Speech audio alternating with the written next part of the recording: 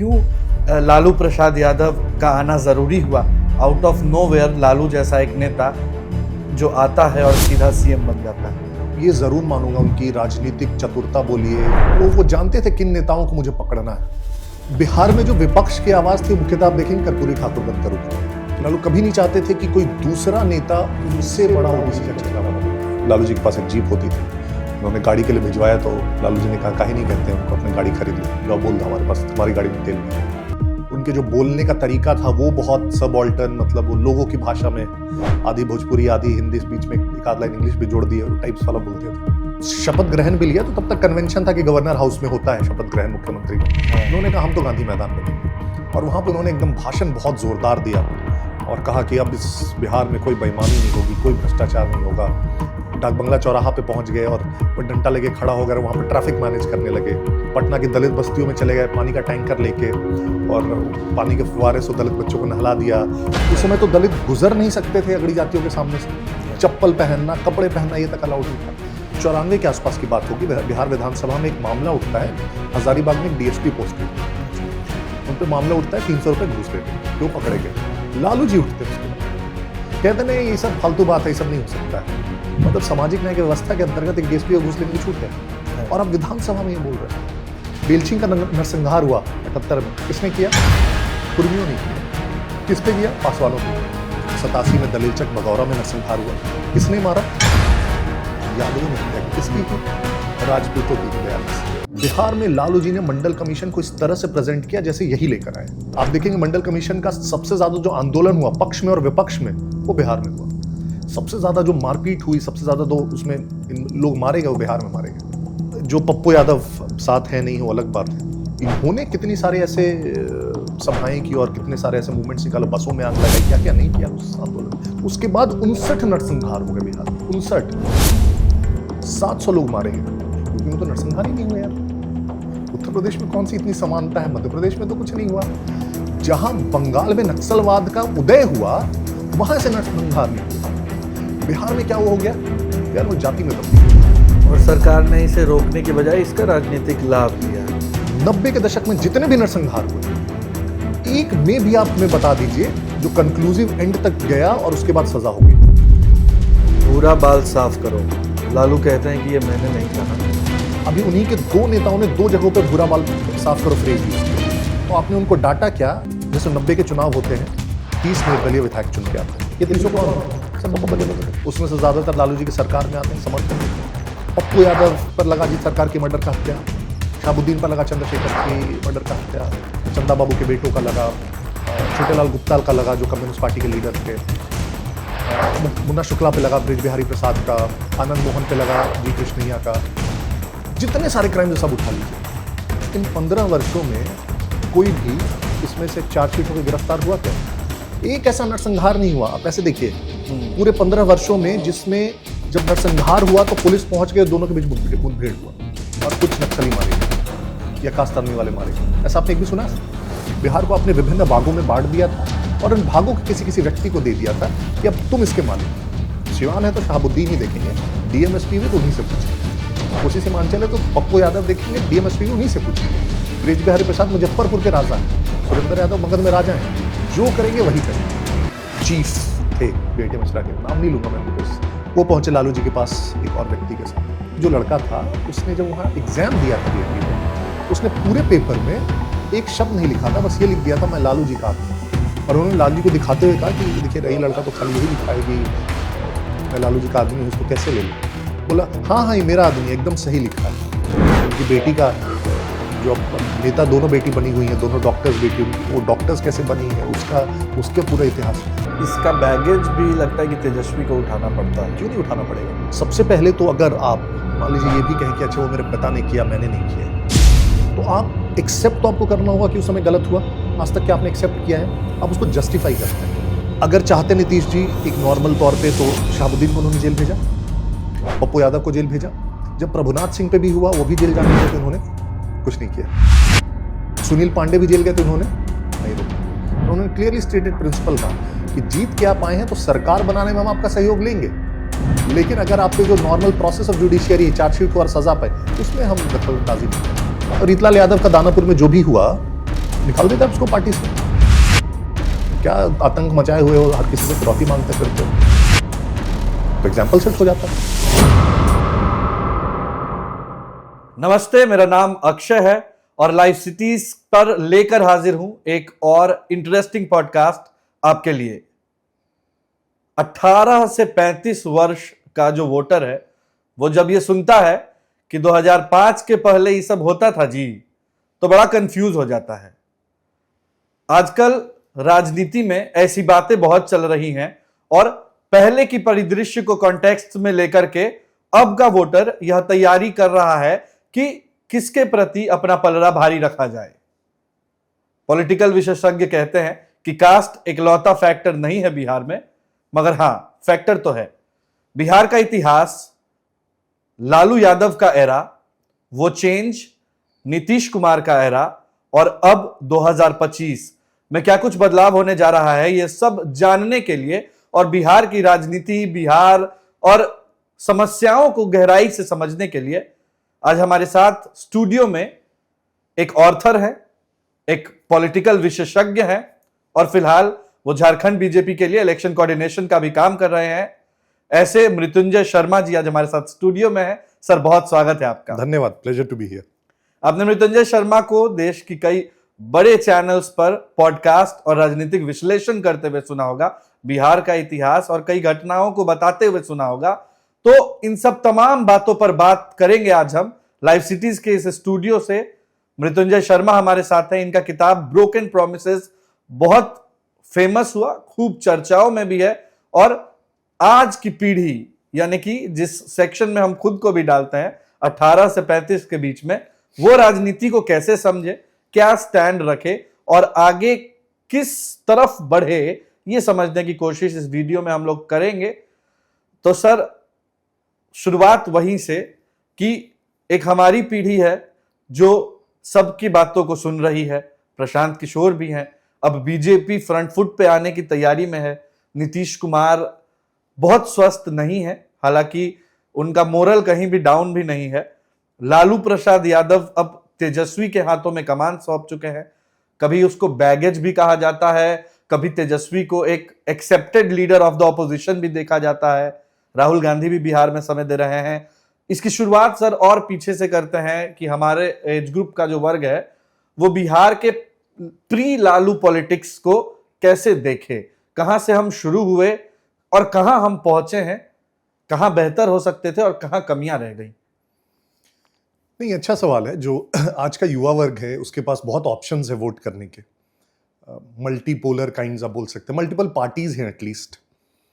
तो मुझे लगता है वोटिंग एक बहुत उसमें खास करके जो युवा हैं उनको बहुत वो विचार करना चाहिए कि आखिर किसी को वोट दे रहे हैं तो क्यों दे रहे हैं। और युवा सोचते भी हैं मेरे ख्याल से। 10 तरह के कॉन्वर्सेशंस करेंगे, वो आपस में लॉजिक करेंगे, डिबेट करेंगे, डिसाइड करेंगे, जो अच्छी चीज़ है, बहुत अच्छा है लोकतंत्र के लिए। और उसके लिए बहुत ज़रूरी है कि हम कम से कम जानकारी रखें पूरे इतिहास की, क्योंकि कई बार हो सकता है कि जो सिर्फ प्रेजेंट कॉन्टेक्स्ट है उसमें हमको कुछ चीज़ बहुत अच्छी लग रही हो, कुछ चीज़ बहुत बुरी लग रही हो, लेकिन हमें यह भी समझना होगा कि आज हम जहाँ पे हैं वो कहाँ से आए हैं। हम जिस सोसाइटी में हैं, आज जिस सोसाइटल स्ट्रक्चर में हैं बिहार में, ये आया कहाँ से। मान लीजिए हम जाति की बात करते हैं, तो कल को जाति तो स्टार्ट हुई नहीं थी, इसका भी सैकड़ों वर्षों का इतिहास है। अगर हम उसमें जातीय भेदभाव की बात करते हैं, उसका भी सैकड़ों वर्षों का इतिहास है। उसके हिसाब से जो इकोनॉमिक हालत है विभिन्न वर्गों की, उसका भी बहुत पुराना इतिहास है। तो हर चीज़ का एक सर्टेन कॉन्टेक्स्ट होता है। आप जितना कॉन्टेक्स्ट को अच्छा समझ पाएंगे, आपकी डिसीजन मेकिंग उतनी ज़्यादा अच्छी हो जाएगी। फिर हो सकता है जो आप डिसीजंस लेंगे वो बहुत स्ट्रांग होंगे। और इसलिए जब भी मैं कहता हूं कि अगर आपको चाहे वोटिंग के लिए चाहे अदरवाइज भी किसी भी स्टेट को समझना हो, तो उसके एकदम हिस्टोरिकल कॉन्टेक्स्ट में जाइए, राइट। और उस सेंस में आप देखेंगे तो बिहार 1912 में फॉर्म होता है एज अ स्टेट, बंगाल से अलग होके।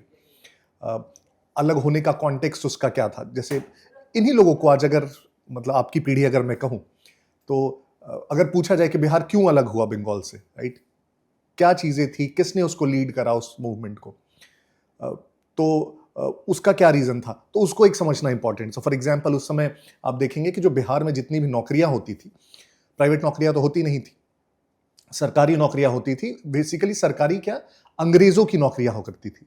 जो नया मध्यम वर्ग प्रोड्यूस हुआ था, जो अंग्रेजी बोल सकता था, पढ़ सकता था और अंग्रेजों के लिए काम कर सकता था। लेकिन उसमें देखेंगे आप सबसे ज्यादा बंगालियों का प्रभुत्व होता था।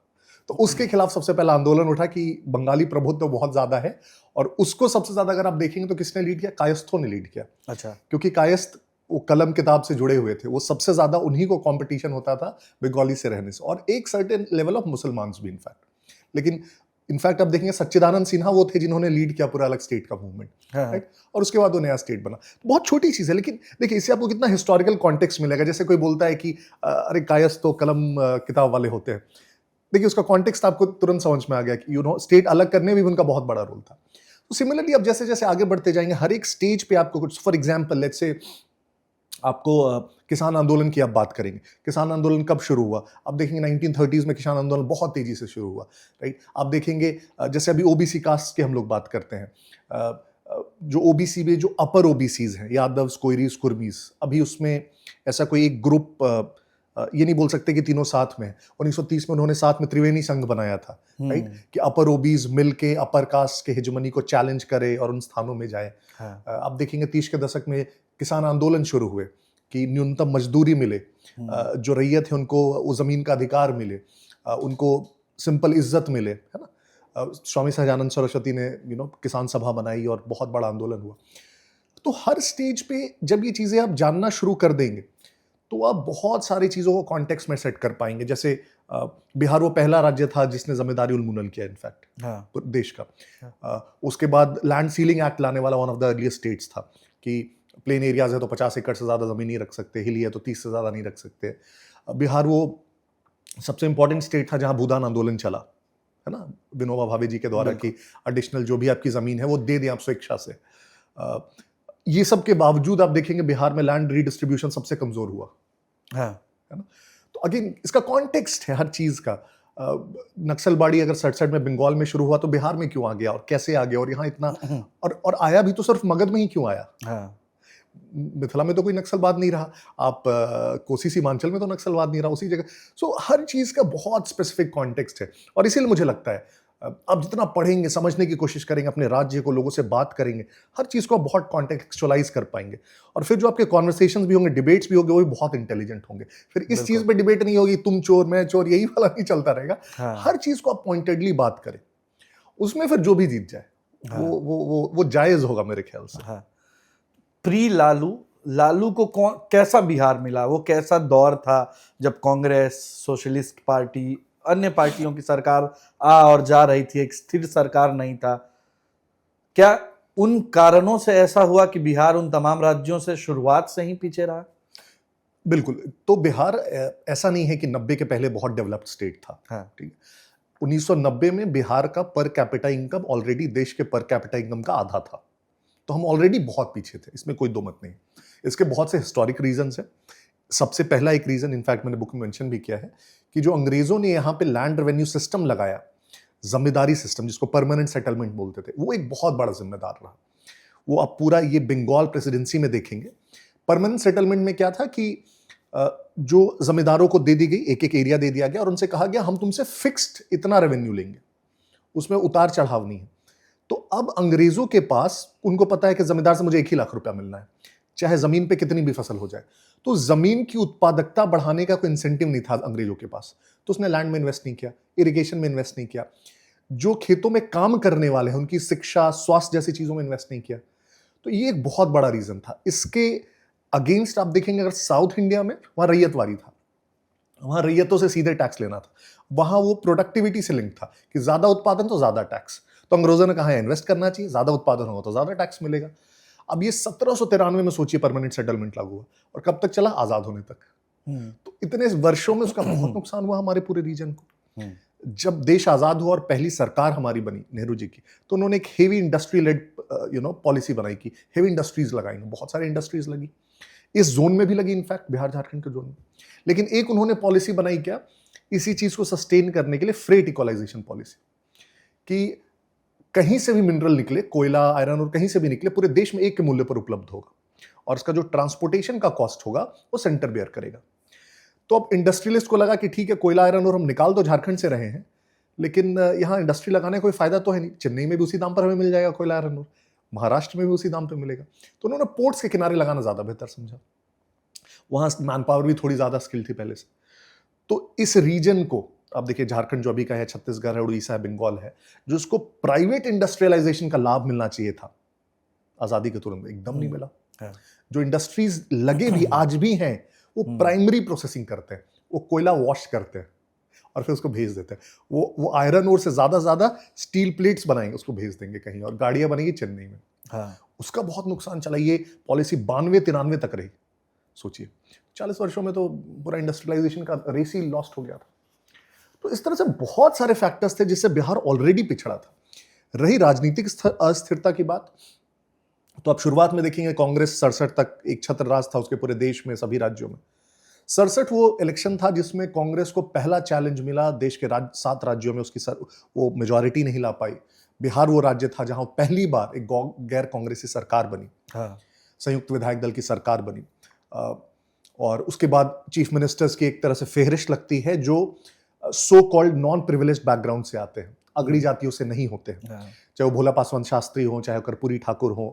लेकिन चूंकि ये बहुत सारे छोटे छोटे पार्टियों का मेल था, राइट, वो खींचतान चलती रही। और देखेंगे 67 से जो शुरू हुआ वो 90 तक कोई भी चीफ मिनिस्टर 5 साल नहीं रहा 23 वर्षों में।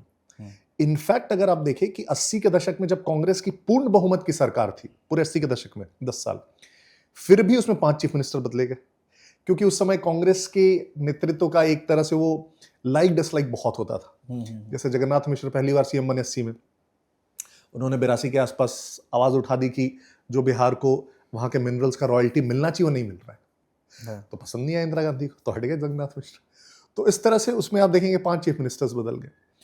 और इस राजनीतिक अस्थिरता का भी नुकसान हुआ। 23 सालों तक किसी स्टेट में अगर आपके चीफ मिनिस्टर कोई 2 साल रह रहा है, कोई 1.5 साल रह रहा है, कोई तो 100 दिन रहे हैं इनफैक्ट चीफ मिनिस्टर्स, बिल्कुल, तो कोई पॉलिसी कंटिन्यूटी नहीं रहेगी। कोई एक कोई काम शुरू हुआ तो वो चल रहा है, वो डेवलप हो रहा है, वो नहीं रहेगा, उसका भी बहुत नुकसान हुआ। तो 90 तक थे ना, बहुत हालत खराब थे। 67 में नक्सलवादी आंदोलन शुरू हुआ, वो बिहार में इनफैक्ट धीरे धीरे आया। जब आप देखेंगे इमरजेंसी खत्म हुई, बहुत सारे जेल से लोग छूटे, आप देखेंगे बिहार में नक्सलवाद आंदोलन ने धीरे धीरे पैर पकड़ना स्टार्ट किया। 80 के दशक में आप देखेंगे बहुत सारे मूवमेंट चलने स्टार्ट हुए। ये जितने धड़े थे जो लेफ्ट ऑर्गेनाइजेशंस के, चाहे वो आप माले हो, CPI-ML लिबरेशन हो, चाहे वो पार्टी यूनिटी हो, है ना, चाहे वो MCC हो, इनके बहुत सारे आंदोलन चलने लगे। इनके जो डिमांड्स थे वो भी एक्चुअली जायज़ थे, आप उसको नाजायज़ नहीं बोल सकते हो। बहुत एक बड़ा डिवाइड था, देखेंगे आप बिहार में विभिन्न वर्गों में। आप अगर देखेंगे बिहार को, कास्ट और क्लास को, 2 चीज़ें होती है, राइट। तो क्लास बहुत मैच खा रहा था कास्ट से। सो फॉर एग्जांपल अगर आप ज़मीन की बात करेंगे तो सबसे ज़्यादा ज़मीन अगर आप उस एरा में देखते हैं तो अपर कास्ट के पास थी। जो OBCs थे उनके पास थोड़ी ज़मीन थी और ज़्यादातर केस में वो रैयत हुआ करते थे ओवरऑल। और अब दलितों के पास जाएंगे तो एकदम भूमिहीन होते थे। तो एकदम क्लियर डिवाइड दिख रहा था। अब उसके कारण चूंकि भूमिहीन है तो इकोनॉमिकली कमज़ोर हैं, सोशली तो कमज़ोर हैं ही वो कास्ट सिस्टम्स में। तो जितने भी ये लेफ्ट ऑर्गेनाइजेशंस थे, इन्होंने उनके लिए आवाज़ उठाना शुरू किया कि न्यूनतम मजदूरी मिलनी चाहिए, उनको बेसिक इज्जत मिलनी चाहिए, उनकी औरतों को बेसिक इज्जत मिलनी चाहिए। जो फाजिल ज़मीन है जो आपने हदबंदी के बाद नहीं दी है उसको दीजिए, गैर मजरूआ पे आपने जहाँ उसको हड़प के रख लिया है उसको छोड़िए। तो इन चीज़ों पे उठने लगी। तो ऑलरेडी एक मेरे ख्याल से एक सोसाइटी जो हम लोग फॉर्म हो चुके थे, इकोनॉमिकली बहुत पिछड़ चुके थे, सोशल डिवाइड्स बहुत थे, है ना, इकोनॉमिक डिवाइड बहुत था। तो ऑलरेडी हालत खराब थी। इसमें कोई ऐसा दो मत नहीं है कि 90 में हम बहुत कोई अच्छा बिहार मिला था लालू को। बिल्कुल। इन तमाम चीज़ों की वजह से शायद ये ज़रूरी हो गया था कि अब एक नया नेतृत्व बिहार में आए और लालू प्रसाद यादव आते हैं। 3 to 5 years प्री लालू क्या माहौल चल रहा था और क्यों लालू प्रसाद यादव का आना ज़रूरी हुआ? आउट ऑफ नोवेयर लालू जैसा एक नेता जो आता है और सीधा CM बन जाता है, क्या था वहाँ माहौल? तो देखिए, अब लालू जी सबसे पहले उनका राइज JP आंदोलन से शुरू हुआ। हाँ। छात्र संघर्ष समिति के वो कन्वीनर चुने गए। हाँ। और 77 में चुनाव लड़े, छपरा से जीत गया लोकसभा का चुनाव, 30 वर्ष की आयु में एकदम यंग एमपी बन के गए।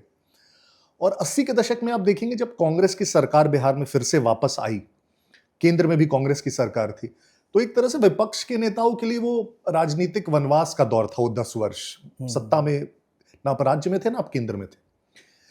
बिहार में जो विपक्ष की आवाज थी वो मुख्यतः आप देखेंगे कर्पूरी ठाकुर बनकर उभरे, है ना। वो विपक्ष के नेता भी थे, सर्वमान्य भी थे, चीफ मिनिस्टर रहे हुए थे, एक तरह से उनकी एक इमेज भी थी, बहुत ईमानदार, बहुत साफ छवि और लोगों के जननायक के तौर पर। तो 88 तक आप देखेंगे कर्पूरी ठाकुर ने लीड किया पूरा विपक्ष को, और एक तरह से लालू जी के एक मैं ये जरूर मानूंगा उनकी राजनीतिक चतुरता बोलिए या दूरदृष्टता बोलिए, वो जानते थे किन नेताओं को मुझे पकड़ना है। तो आप जेपी आंदोलन में देखेंगे तो एकदम जेपी, और बाद में जब लिखते भी हैं उनकी किताबें पढ़िएगा तो ऐसे लगेगा कि जैसे वो जेपी के सबसे करीबी एकदम उन्हीं के एकदम शिष्य है, स्टूडेंट। लेकिन आप दूसरे वर्जन्स पढ़िएगा तो बहुत सारे नेता लिखते हैं कि जेपी जानते थे उनका ट्रू नेचर, और कई बार उनको जो बहुत गुप्त बैठ के होती थी उनमें नहीं बुलाया जाता था। कर्पूरी ठाकुर के साथ भी ऐसा ही था। जब वो उनका 88 में निधन होता है तो लालू जी एक प्रकार से वो दावा ठोक देते हैं कि इनका नेचुरल सक्सेसर मैं ही हूँ। मैं पिछड़े वर्ग से आता हूँ, गरीब बैकग्राउंड से आता हूँ, मैं आवाज़ उठा रहा हूँ लोगों की, बोलने में तो उनका वाक्पटुता तो बहुत अच्छी थी, विधानसभा में भी। तो 88 में वो विपक्ष के नेता के तौर पर दावा ठोकते हैं और बन भी जाते हैं एक्चुअली। और जब वो कर्पूरी जी के सक्सेसर के तौर पर वो दावा ठोकते हैं तो मतलब बहुत कर्पूरी जी की तारीफ से लेके क्यों कर्पूरी जी के विचारों को फॉलो करना चाहिए सब बहुत करते हैं। लेकिन अब बाद में कंट्रास्ट देखिए, इनफैक्ट उन्हीं कर्पूरी ठाकुर जी के, अब शंकरशन जी की अगर किताब पढ़ेंगे, कर्पूरी ठाकुर को कपटी ठाकुर बोलते थे अपने प्राइवेट कॉन्वर्सेशंस में। ये डॉक्यूमेंटेड एक इंसिडेंट है जो कई बार आप इंटरव्यूज में भी देखेंगे कि कर्पूरी जी के पास अपनी गाड़ी नहीं होती थी। और एक बार जब उन्होंने, लालू जी के पास एक जीप होती थी, उन्होंने गाड़ी के लिए भिजवाया तो लालू जी ने कहा काहे नहीं कहते हैं उनको अपनी गाड़ी खरीद ले, जाओ बोल दो हमारी गाड़ी में तेल नहीं है। वो सब इंसिडेंट्स भी है। इनफैक्ट जब उनका देहांत हुआ था, लालू चीफ मिनिस्टर बने थे, तो उन्होंने कहा था कर्पूरी ठाकुर जी की एकदम आदम कद प्रतिमा हम बनवाएंगे। उन्होंने कभी ज़मीन भी नहीं दी उसके लिए। और बहुत सारे लेखक उस पर लिखते हैं कि उसका रीज़न एक ही था, और आज भी वो आपको रिफ्लेक्ट करेगा उनकी पॉलिटिक्स में, कि लालू कभी नहीं चाहते थे कि कोई दूसरा नेता उनसे बड़ा ओबीसी का चेहरा बने, चाहे इतिहास में चाहे आगे। और वो आज भी आपको दिखेगा, बहुत सारे, चाहे पप्पू यादव का केस देखिए, बहुत सारे केसेस देखिए, वो रिफ्लेक्शन दिखेगा उनके उस नेचर का। तो 88 में विपक्ष के नेता बन जाते हैं। 90 में फिर चुनाव होते हैं, लोकसभा के चुनाव होते हैं, तो लोकसभा का चुनाव लड़ जाते हैं, वो जीत जाते हैं, चले जाते हैं लोकसभा में। 3 महीने बाद विधानसभा का चुनाव होता है और जनता दल जीत जाती है। अब जनता दल जीत जाती है तो लालू जी के मन में इच्छा हो जाती है कि वापस चीफ मिनिस्टर बने, लेकिन उन्होंने विधानसभा का चुनाव नहीं लड़ा होता है। लेकिन एक चीज उन्होंने अच्छी करी होती है कि विधानसभा के टिकट डिस्ट्रीब्यूशन में बहुत उनका इन्वॉल्वमेंट होता है, और बहुत सारे उनके कैंडिडेट्स जीत के आते हैं। तो एक तरह से वहां पे फिर से वो मुख्यमंत्री पद पे दावा ठोकते हैं, और उनके मेन कंटेंडर्स होते हैं रघुनाथ झा और रामसुंदर दास। शुरू में बहुत कंसेंसस बनाने की कोशिश की जाती है कि कंसेंसस बना के एक चीफ मिनिस्टर चुन लिया जाए। जब वो कंसेंसस नहीं बन पाता है तो होता है कि अब वोटिंग कराई जाए, है ना, पर्यवेक्षक आते हैं केंद्र से, और उसमें बहुत सारे जो उस एरा के नेता होते हैं, लालू जी के एरा के नेता, वो लालू जी का बहुत साथ देते हैं उनके मुख्यमंत्री बनने में, इंक्लूडिंग नीतीश जी। और वो इनफैक्ट लालू जी ने भी कहा है खुद अपने इंटरव्यूज में कि नीतीश जी ने भी बहुत सहयोग किया, और 57 उनको वोट्स मिलते हैं, रघुनाथ झा जी को 54 मिलते हैं शायद, 3 वोट से हरा के वो मुख्यमंत्री बन जाते हैं 90 में। और वहां से फिर एक तरह से आप बोलिए तो लालू युग की शुरुआत होती है अगली बिहार में। शुरुआती का युग कैसा रहा? पहले साल, बाद में तो अभी हम चर्चा करेंगे वो केसेस और मैसाकर्स और जो तमाम चीजें हुई। पहले का दौर कैसा रहा, पहला 5 साल आसपास? तो शुरुआत में आप देखेंगे तो एक नए मुख्यमंत्री के तौर पर वो बहुत एक बोलते हैं ना फ्रेश एयर की तरह सबको लगे कि एक एकदम ताज़ी हवा का झोंका, राइट। क्योंकि वो एक ऐसे वर्ग से आ रहे थे जो पिछड़ा वर्ग था, एक ऐसे परिवार से आ रहे थे जो बहुत संपन्न नहीं था, उनके जो बोलने का तरीका था वो बहुत सबऑल्टर्न, मतलब वो लोगों की भाषा में आधी भोजपुरी आधी हिंदी, बीच में एक आध लाइन इंग्लिश भी जोड़ दिए, टाइप्स वाला बोलते थे।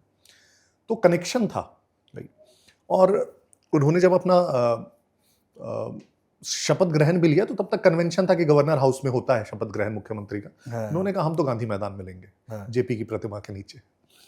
और वहां पे उन्होंने एकदम भाषण बहुत जोरदार दिया और कहा कि अब इस बिहार में कोई बेईमानी नहीं होगी, कोई भ्रष्टाचार नहीं होगा, अब यहाँ पे एकदम असल लोकतंत्र हम लोग बनाएंगे, लोगों का लोकतंत्र बनाएंगे।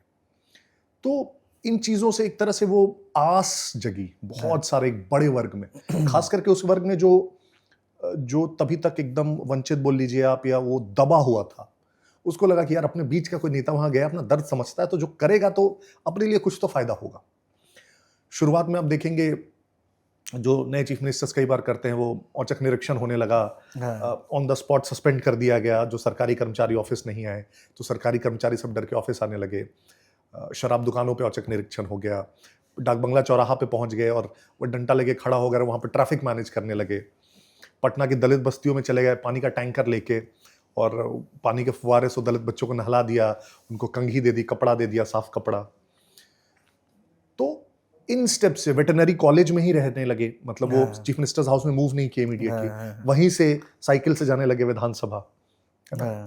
तो इससे जो इमेज क्रिएट हुआ वो यही हुआ कि यार एकदम आम लोगों के बीच का व्यक्ति वहां पे पहुंचा है, जो सबका दर्द समझ रहा है, जो सॉल्व करने का प्रयास करेगा। और अब वो शायद वो स्वर्णिम युग आए जो जिसकी अब हम सिर्फ कल्पना करते हैं, बातें करते हैं कि 2000 साल पहले बिहार में स्वर्णिम युग था, तो शायद वो वापस आए।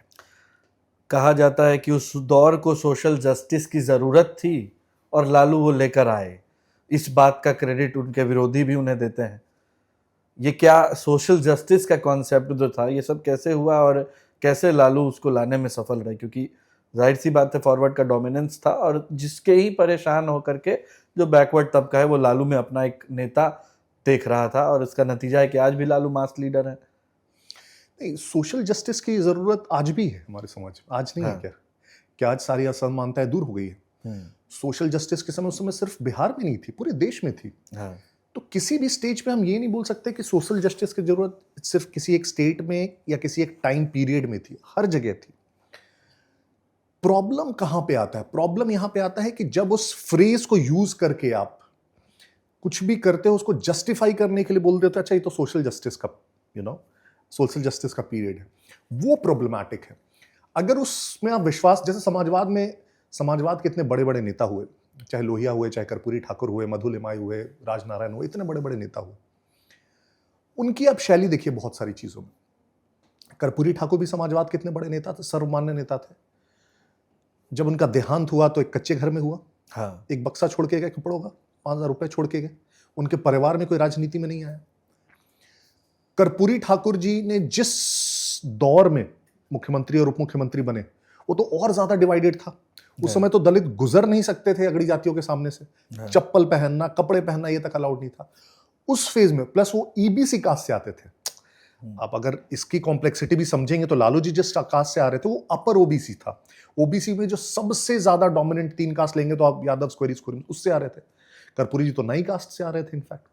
फिर भी आप देखिए किसी भी पॉइंट पे कर्पूरी ठाकुर जी ने क्या कोई डिसीजन लेके उसको ये कहने की कोशिश की कि अरे सोशल जस्टिस का इसीलिए बदला लेना जरूरी है? कोई भी आप डिसीजन उठा के देख लीजिए उनका। उन्होंने हमेशा व्यवस्था परिवर्तन की कोशिश की, लेकिन एक कंसेंसस ला के, समझा के, बुझा के, क्योंकि वो सोसाइटी को 2 भागों में बांट कर नहीं चल रहे थे कि मैं तो इनका नेता हूं या इनका मुख्यमंत्री हूं, बाकियों का तो अब मैं हूं नहीं कुछ। 90 में मंडल कमीशन आया तो इतना देश में दंगे हुए और क्या क्या नहीं हुए। कर्पूरी जी तो 78 में रिजर्वेशन लेके आ गए, आए कि नहीं? और उनका जो फॉर्मूला हुआ, बिहार फॉर्मूला, आज तक कोट किया जाता है ना। 78 प्लस 1990 में मंडल कमीशन कौन लेके आया रिकमेंडेशन? वीपी सिंह, अगड़ी जाति के थे, तो उन पे जातिवाद का आरोप नहीं लग सकता था। ये 1978 में खुद लेके आया, तो सबसे पहले इन पे आरोप लगा जातिवाद का। उस फेज में भी, उस बैकग्राउंड से होते हुए भी आप देखिए 78 में रिजर्वेशन लागू करने में सफल रहे। कैसे रहे? और मंडल कमीशन से बहुत कम विरोध और दंगे, प्रदर्शन और मारकाट में कैसे हुआ? तो हेंस जब आप बात करते हैं किसी एक प्रिंसिपल की ना, तो आप उसमें एक्चुअली कितना बिलीव करते हैं और उसके कारण क्या बदलाव लाना चाहते हैं या फिर उसको वोट बैंक में तब्दील करना चाहते हैं। दो चीजें हो सकती हैं। मैं एक एग्जाम्पल देता हूं, मैंने बुक में कोट किया है। एक 94 के आसपास की बात होगी, बिहार विधानसभा में एक मामला उठता है। हजारीबाग में एक डीएसपी पोस्टेड थे, अच्छा, उन पे मामला उठता है 300 रुपए घूस लेने का। क्यों पकड़े गए? सरकार में ही मंत्री थे सीपीआई के, शायद रमेंद्र कुमार, अगर मैं गलत नहीं हूं तो। वो उठते हैं सरकार की तरफ से और कहते हैं कि हाँ ये मामला हमारे आया है हमारे पास और इसकी जांच कर रहे हैं, इस पे जो भी सजा होगी हम उनको देंगे। एक्सेप्ट कर लिया मंत्री ने। लालू जी उठते हैं उसके बाद, कहते नहीं ये सब फालतू बात है, ये सब नहीं हो सकता है। अपनी मंत्री की बात को काट दिया, बोला कि उसको हम बहुत अच्छे से जानते हैं, वो हमारे सामाजिक न्याय के व्यवस्था के अंतर्गत हजारीबाग में पोस्टेड है, तो उसको कुछ नहीं होगा। मतलब सामाजिक न्याय की व्यवस्था के अंतर्गत एक डीएसपी को घूस लेने की छूट है और अब विधानसभा में ये बोल रहे हैं। तो क्या हम उसको जस्टिफाई कर सकते हैं ये बोल के सोशल जस्टिस का period? And there are thousand other examples. फिर दौर हुआ शुरू मैसेकर्स का। आप कह भी रहे थे कि ये मगध में क्यों फैला, मिथिला में क्यों नहीं फैला? क्या थी ये लड़ाई? फॉरवर्ड वर्सेस बैकवर्ड थी, हक की लड़ाई थी, और ये जो मास किलिंग्स हो रही थी, बेशक इनमें इनोसेंट्स मर रहे थे। बिल्कुल। क्या था ये सब? तो देखिए, जातीय डिवाइड पहले से थी, फॉरवर्ड वर्सेस बैकवर्ड। इनफैक्ट इसको भी हम लोग बहुत सिंप्लीफाई कर देते हैं। हाँ, जैसे आप ऐसे देखिए, आप थोड़ा सा पीछे जाइए। 1950 में जब 1950 और 60 के दशक में लैंड रिफॉर्म्स जब लागू होना शुरू हुए, जमींदारी उन्मूलन पहले हुआ, तो बहुत सारे रैयतों को जमीन का अधिकार मिला। ये रैयत कौन थे? सबसे ज्यादा अपर ओबीसीज थे, यादव्स, कोयरीज, कुर्मी, सबसे ज्यादा। उसके बाद थोड़े और कोई होंगे। फिर लैंड सीलिंग एक्ट आया। तो पूरे लैंड रिफॉर्म से आप देखेंगे तो सबसे ज्यादा फायदा अगर किसी एक वर्ग को हुआ तो अपर ओबीसीज को हुआ। तो इसके कारण कई बार जो पहले हम लोग देखते थे कि डिवाइड है या जो जातीय अत्याचार हुआ, अच्छा तो एक अपर कास्ट और एक दलित का, हम लोग इतना सिंप्लीफाई कर देते हैं। आप देखेंगे 70 और 80 के दशक में, 90 के दशक में कई ऐसे जातीय अत्याचार हुए जिसमें जो कास्ट कॉम्प्लेक्सिटीज है वो इतना सिंपल नहीं है। बेलछी का नरसंहार हुआ 78 में, किसने किया? कुर्मियों ने किया।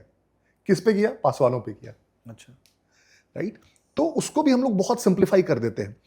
अब आइए आप 90 के दशक में, इसमें जातीय डिवाइड ऑलरेडी एग्जिस्ट कर रही थी। 80 के दशक में नक्सलवाद का आंदोलन ऑलरेडी चल रहा था। बहुत सारे जगहों पे बहुत जायद मांगों के लिए ऑलरेडी वो लोग मूवमेंट चला रहे थे। अब प्रॉब्लम जहां होना शुरू हुआ वो यहां हुआ कि जो ये लेफ्ट थॉट प्रोसेस वाले थे, धीरे धीरे वो भी और स्ट्रॉन्गर होते गए तो उन्होंने जमीनों पे झंडा गाड़ना लेट से शुरू कर दिया कि अब ये जमीन हमारी है। कई बार वो जेन्युइन भी होता था कि एक्चुअली कोई गैर मजरूर जमीन है, उस पर झंडा गाड़ के हटा दिया गया। कई बार ये किसी एक आप कहिए कि किसी एक जमीन वाले को सबक सिखाने के लिए भी है, या उसने हमारी बात नहीं मानी, उसने हमें पैसे नहीं दिए तो उसकी जमीन पर झंडा गड़ गया। ये शुरू हुआ। 90 के दशक तक आते आते आप देखेंगे 87 में दलीलचक भगौरा में नरसंहार हुआ। किसने मारा? यादवों ने हत्या की। किसकी की? राजपूतों की 42। तो कई बार हम कास्ट कॉम्प्लेक्सिटीज को इतना सिंप्लीफाई कर देते हैं जो है नहीं एक्चुअली। ठीक है, 90 तक ये कास्ट डिवाइड्स थे, मैं मानता हूं, लेकिन मैं दूसरी एक और चीज आपको बोलूंगा, ये कास्ट डिवाइड्स यूपी से ज्यादा नहीं थे, ये कास्ट डिवाइड्स एमपी से ज्यादा नहीं थे। ऐसा कोई यूनिक नहीं था बिहार इन कास्ट डिवाइड्स में। लेकिन 90 में 2-3 घटनाएं हुई। मंडल कमीशन आया, कास्ट डिवाइड्स बढ़े, उसको बहुत सारे नेताओं ने अलग अलग तरीके से लुभाया। बिहार में लालू जी ने मंडल कमीशन को इस तरह से प्रेजेंट किया जैसे यही लेकर आए, वो था केंद्र का। हाँ। आप देखेंगे मंडल कमीशन का सबसे ज्यादा जो आंदोलन हुआ पक्ष में और विपक्ष में, वो बिहार में हुआ। सबसे ज्यादा जो मारपीट हुई, सबसे ज्यादा जो उसमें लोग मारे गए, वो बिहार में मारे गए, क्योंकि भाषण जिस प्रकार के दिए गए वो कंसिलिएटरी, दरार को दूर करने के बजाय उस दरार को बढ़ाने वाले थे। देखते हैं कौन माइकल अलब इसको वापस करवा लेगा। कोई नेता या राज्य का मुख्यमंत्री ऐसे नहीं बोल सकता है। राइट। जो पप्पू यादव साथ है नहीं हो अलग बात है, इन्होंने कितनी सारे ऐसे सभाएं की और कितने सारे ऐसे मूवमेंट्स निकाले, बसों में आग लगाई, क्या क्या नहीं किया उस आंदोलन में। दोनों तरफ से मैं बोल रहा हूं। तो आपने उस डिवाइड को बढ़ाया। 92 में पहला बड़ा नरसंहार होता है, छोटे छोटे चल रहे थे। उसके जस्ट पहले 2 दलितों की हत्याएं होती हैं 2 जगहों पे, मेन और बारासिम्हा में, और फिर 12 में सबसे पहले एमसी के लोग 35 भूमिहारों की हत्या करते हैं। ऐसे देखेंगे तो आप हो सकता है कि स्टैंड अलोन नरसंहार पहले मेरे 78 में बेलछी में भी हुआ, 87 में दलीलचक भगौरा में भी हुआ, लेकिन यहां जो 92 में हुआ उसके बाद से वो सिलसिला 2000 तक नहीं थमा। अच्छा। तो इसलिए हम कह सकते हैं कि ये स्टैंड अलोन नहीं था। उसके बाद 59 नरसंहार हो गए बिहार में, 59, 700 लोग मारे गए। तो क्यों ऐसा हुआ कि सोशल जस्टिस सिर्फ बिहार में ही इस प्रकार का कैसे लाया गया कि उसमें नरसंहार सिर्फ बिहार में? यूपी में तो नरसंहार ही नहीं हुए यार। उत्तर प्रदेश में कौन सी इतनी समानता है? मध्य प्रदेश में तो कुछ नहीं हुआ। जहां बंगाल में नक्सलवाद का उदय हुआ वहां से नरसंहार नहीं हुए, तो बिहार में ही क्यों हुआ? दूसरा, आप देखेंगे ये ज्यादातर शुरुआत में जब लेफ्ट ऑर्गेनाइजेशंस ने ये मूवमेंट शुरू किया तो क्लास बेस्ड मूवमेंट था, अमीर वर्सेस गरीब, है ना, जिसके पास ज्यादा है बनाम लेफ्ट का पूरा आइडियोलॉजी वही था। चाहे बंगाल में देखिए, तेलंगाना, छत्तीसगढ़ में वो मूवमेंट है। बिहार में क्या वो हो गया? बिहार में जाति में तब्दील हो गई। जितनी आर्मीज आप देखेंगे, कास्ट आर्मीज तो खैर कास्टों के ही थे, लेकिन आप लेफ्टिस्ट ऑर्गेनाइजेशंस भी देखें, एमसीसी में जो सबसे ज्यादा प्रभुत्व था यादवों का था। सेम लिबरेशन में आप देखेंगे तो दलित ज्यादा उसमें प्रभावी थे। आप पार्टी यूनिटी में जाएंगे तो कुर्मियों का था। वो कास्ट वॉर्स में चेंज हो गया, जो क्लास वॉर्स होने चाहिए थे। मे बी क्लास वॉर्स भी नहीं होने चाहिए थे, लेकिन क्लास डिवाइड सा तो क्लास के खिलाफ वो बोलते, कास्ट पे कैसे हो गया? और सरकार ने इसे रोकने के बजाय इसका राजनीतिक लाभ लिया, है ना? फैक्ट है। फिर से हर चीज देखिए फैक्ट पे जाना चाहिए, ये मत मानिए क्योंकि मैं बोल रहा हूं। फिर से मैं कंपेयर करूंगा कर्पूरी ठाकुर जी के साथ। 78 में मिल्ची का नरसंहार हुआ, 12 लोगों की हत्या हुई, मारकर उनको जिंदा आग में फेंक दिया गया। 6 महीने के अंदर कुर्मी समाज का व्यक्ति जो था उसको अरेस्ट किया जाता है, केस चलाया जाता है, चार्जशीट किया जाता है, कन्विक्ट कर दिया जाता है, फांसी की सजा दी जाती है। फिर सुप्रीम कोर्ट उसको अपहोल्ड करता है और वो फांसी पर चढ़ जाता है साल भर के अंदर। तो ये स्टेट का रिस्पॉन्स, तो अगला कोई करने जाएगा तो उसको 4 बार उसके पहले सोचेगा। वो 90 के दशक में जितने भी नरसंहार हुए, एक में भी आप हमें बता दीजिए जो कंक्लूसिव एंड तक गया और उसके बाद सजा हो गई हो। सारे नरसंहार आप देख लीजिए, जितने बड़े बड़े नरसंहार हुए सब बरी होते गए। और अभी कुछ केसेस तो अभी तक चले हैं, 2022 तक, 30-30 वर्ष तक चले हैं और सारे बरी होते गए। तो ये पकड़ना, चार्जशीट करना, कोर्ट को प्रेजेंट करना, ये किसका काम है? सरकार। तो आप अगर कह भी रहे, मान लीजिए आप ये भी कहते हैं, मैं तो ये भी कहता हूं बहुत क्लियरली कि मान लीजिए आप छोड़ दीजिए, आप दलितों के हितैषी अगर थे या पिछड़ों के, तो मैं भी नहीं कह रहा हूं लेफ्ट वाले मत किसी को कन्विक्ट कराइए। जो अगड़ी जाति वालों ने मारे उसको कन्विक्ट कराते कम से कम आप। रणवीर सेना के कितने लोग कन्विक्ट हुए और कितनों को सजा हुई? सही बात। किसी को नहीं। तो उसको अपने राजनीतिक तौर पर बहुत ज्यादा इस्तेमाल किया। उसके इंस्टेंसेस है। एमसीसी के कमांडर 1995 के चुनाव में लालू जी के साथ जीप में घूमे, उनके कमांडर को इन्होंने टिकट दिया विधानसभा में, वो जीते। और भूमिका इधर रणवीर सेना और जो फॉरवर्ड डोमिनेंट कास्ट आर्मीज बनी, बैकवर्ड्स में भी बनी, अभी भी कुछ प्रभाव ग्रामीण इलाकों में, या ऐसे समझे कि हम जब कम्युनिस्ट पार्टी का आधार देखते हैं, आप देखेंगे कि बिहार में जब 15 नहीं बल्कि 20 में जब से कम्युनिस्ट पार्टियां आई तो एक महागठबंधन को बैक सपोर्ट मिला।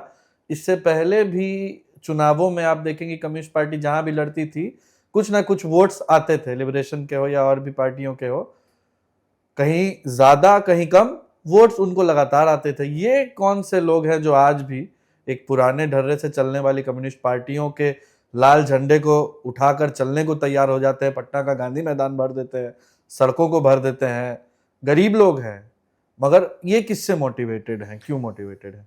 तो देखिए अभी भी एक क्लास डिवाइड है, वो खत्म थोड़ी हो गया, कास्ट डिवाइड अभी भी है। तो अभी भी एक बहुत बड़ा वर्ग है, चाहे जो न्यूनतम मजदूरी की बात करें, खेतों में जब वो काम करने जाते हैं तो जो एक नॉर्मल डिग्निटी होनी चाहिए, उनको इज्जत मिलनी चाहिए, उसकी बात करें। अभी भी बहुत सारे ऐसे गांव में आप ऐसे केसेस आते रहते हैं जब उसी स्कूल में वो दलित का बच्चा नहीं जा पाता है या उसकी जाति के कारण उस पर कोई अत्याचार होता है, ऐसे बहुत सारे केसेस आते रहते हैं। तो इन व्यक्तियों को जब स्टेट अगर नहीं प्रोटेक्ट कर पाएगा या इन केसेस को नहीं रोक पाएगा, तो फिर जो भी इनकी आवाज उठाएगा तो उसके साथ जाएंगे। और ऐसे बहुत सारे, और हिस्टोरिकली भी आप देखेंगे 80-90 के दशक में, चूंकि ये एक बहुत बड़ा वर्ग था, जब वो शुरुआत हुई कम्युनिस्ट मूवमेंट तो इनके लिए शुरुआत हुई थी, है ना, इन्हीं लोगों के लिए जो भूमिहीन लोग थे। और इसलिए वो एक नेचुरल अटैचमेंट रहा है कि हमारी बात करते हैं, हमारी आवाज उठाते हैं, और वो नेचुरल अटैचमेंट और एक बोलिए वो कैरेक्टर भी बन के निकल आता है। जैसे आप माले की बात करेंगे, अच्छा तो वैसे लोगों की पार्टी है जो मजदूर हैं, गरीब है बेचारे, उन लोगों की पार्टी। तो अभी तक वो अटैचमेंट बना हुआ है और वो तब तक बना रहेगा जब तक स्टेट हर एक केस में, जब तक स्टेट उसकी जरूरत को खत्म नहीं कर देगा। मैं सिंपली ये बोल रहा हूँ, उसकी जरूरत रहेगी तो एग्जिस्ट करेंगे। भूरा बाल साफ करो, लालू कहते हैं कि ये मैंने नहीं कहा। आज तेजस्वी आरजेडी को A to Z की पार्टी बना रहे हैं। ये कौन सा दौर था और क्या बातें हो रही थी उस समय पे? सबसे पहले ये इंपॉर्टेंट नहीं है कि लालू जी ने ये फ्रेज अपने मुंह से कहा है या नहीं कहा है। देखिए, एक तो 90 के दशक में सोशल मीडिया और ये कैमरा और फोन्स होते नहीं थे कि लालू जी बैठ के अपने दलान पे कह रहे हैं तो कोई वीडियो रिकॉर्डिंग उसका कर रहा है, उसका रील बाहर आ रहा है। तो जनरल ऐसे इनफॉर्मल कॉन्वर्सेशन से ही आप डिड्यूस करते हैं, किसी ने किसी को कहा कि आज लालू जी ने कहा, तो ऐसे ऐसे फिर वो चल के आती है। लेकिन मैं कह रहा हूं उस डिबेट को भी आप छोड़ दीजिए कि उनके मुंह से ये शब्द या फ्रेज निकला या नहीं। आप देखिए कि उनके जो एक्शंस थे, क्या वो इस फ्रेज को सपोर्ट करते हैं या इसके अगेंस्ट जाते हैं। तो उससे आप बोलिए कि हाँ, ये इनकी पॉलिसी थी या नहीं थी। अब एक्शंस पे जब आप जाते हैं, उनके जितने भी भाषण आप देखेंगे, मान लीजिए उनका ये कहना, एक कह सकते हैं कि आप जो दलित हैं, पिछड़े हैं, उनको अब समृद्ध होना चाहिए, अच्छे घरों में रहना चाहिए, लेकिन ये कहना कि ऊंची जाति वालों से ऊंचा घर बनाओ, इसका क्या इंटेंशन है? समाज में आप दरार पैदा कर रहे हैं। हो सकता है जो सुन रहा है उस समय उसको बहुत खुशी हो, आपको आपके नारे भी लगे, लेकिन एसेंशियली आपने दरार पैदा की। जब कुर्ते के ऊपर गंजी पहन के आप पहुंच गए एक चुनावी सभा में और कह रहे हैं कि अब कुर्ते के ऊपर गंजी पहनने का समय आ गया, अब इन लोगों का टाइम खत्म। तो आप क्या कहना चाह रहे हैं? तो जरूरी थोड़ी क्या वो फ्रेज ही बोलिए, लेकिन आपके एक एक एक्शन वो यही दिखाते हैं। आप ये देख लीजिए कि इनफैक्ट जब यहां सिनारी में, जहानाबाद में नरसंहार होता है और उसके बाद राबड़ी देवी मुख्यमंत्री होती है और उनसे विधानसभा में ये पूछा जाता है कि सिनारी में नरसंहार हुआ है, भूमिहारों की हत्या हुई है, क्या आप वहां जाएंगी? तो कहती मैं क्यों वहां पे जाऊं, वो मेरे वोटर थोड़ी है। तो फिर ये सब के बाद अगर आप कहें कि नहीं ये फ्रेज हमने नहीं कहा, इमैटेरियल है ना, फ्रेज आपने कहा या नहीं कहा, आपके सारे एक्शंस वही दिखा रहे थे और आपने उसी दरार के बेसिस पे तो एक कंसोलिडेशन किया कि देखो उन लोगों से अब तुमको हम बचाएंगे और उन लोगों के विरोध तुमको हम खड़ा करेंगे। आपका पूरी पॉलिटिक्स आपकी इसी पे थी, राइट? तो इसलिए इमैटेरियल हो जाता है। और आज की भी आप बात करें, देखिए, एक कहना कि मैं A to Z पार्टी की पार्टी हूं और एक एक्शंस में दिखाना, दोनों में बहुत फर्क होता है। आपने कह दिया A to Z की पार्टी है, इनफैक्ट यही आरजेडी बहुत बार लोहिया जी के बात को उठाती है कि जिसकी जितनी संख्या भारी उसकी इतनी हिस्सेदारी। आरजेडी का आप डेटा देखिए, 2015 में आरजेडी ने जितने टिकट्स बांटे उसमें 48% टिकट, इनफैक्ट हर दूसरा टिकट एक यादव को दिया। उनकी संख्या कितनी है? 14%। तो मतलब 48% क्यों, 3.5 गुना क्यों टिकट? और ईबीसीज का भी की संख्या कितनी है? 36%। उनको कितने टिकट दिए? 17%। कैसे हैं आप सबकी पार्टी? 2020 का देख लीजिए, 40% टिकट उन्होंने अपनी जाति को दी। 14 वाले को 40 क्यों दे रहे हैं आप? और दूसरा, मतलब वैसे भी अगर आप देते कि जो दलितों में भी सबसे पिछड़े उनको देते तो मैं मानता भी, आप तो ओबीसीज में भी अब सबसे आगे है ना यार। ओबीसी इतना बड़ा है, उसमें 150 कास्ट हैं, उसमें सबसे टॉप 3 में खुद आ रहा है, तो उसको आप सबसे ज्यादा क्यों दे रहे हैं? जस्ट बिकॉज आपकी जाति है। तो पहला, ये A to Z वाली टिकट्स में तो नहीं दिखती है, पहला। दूसरा, जितने भी आपके बयान आते हैं आप उसको ऑब्जर्व कीजिए, उनके बयानों को। अभी उन्हीं के 2 नेताओं ने 2 जगहों पे भूरा बाल साफ करो फ्रेज यूज किया ना।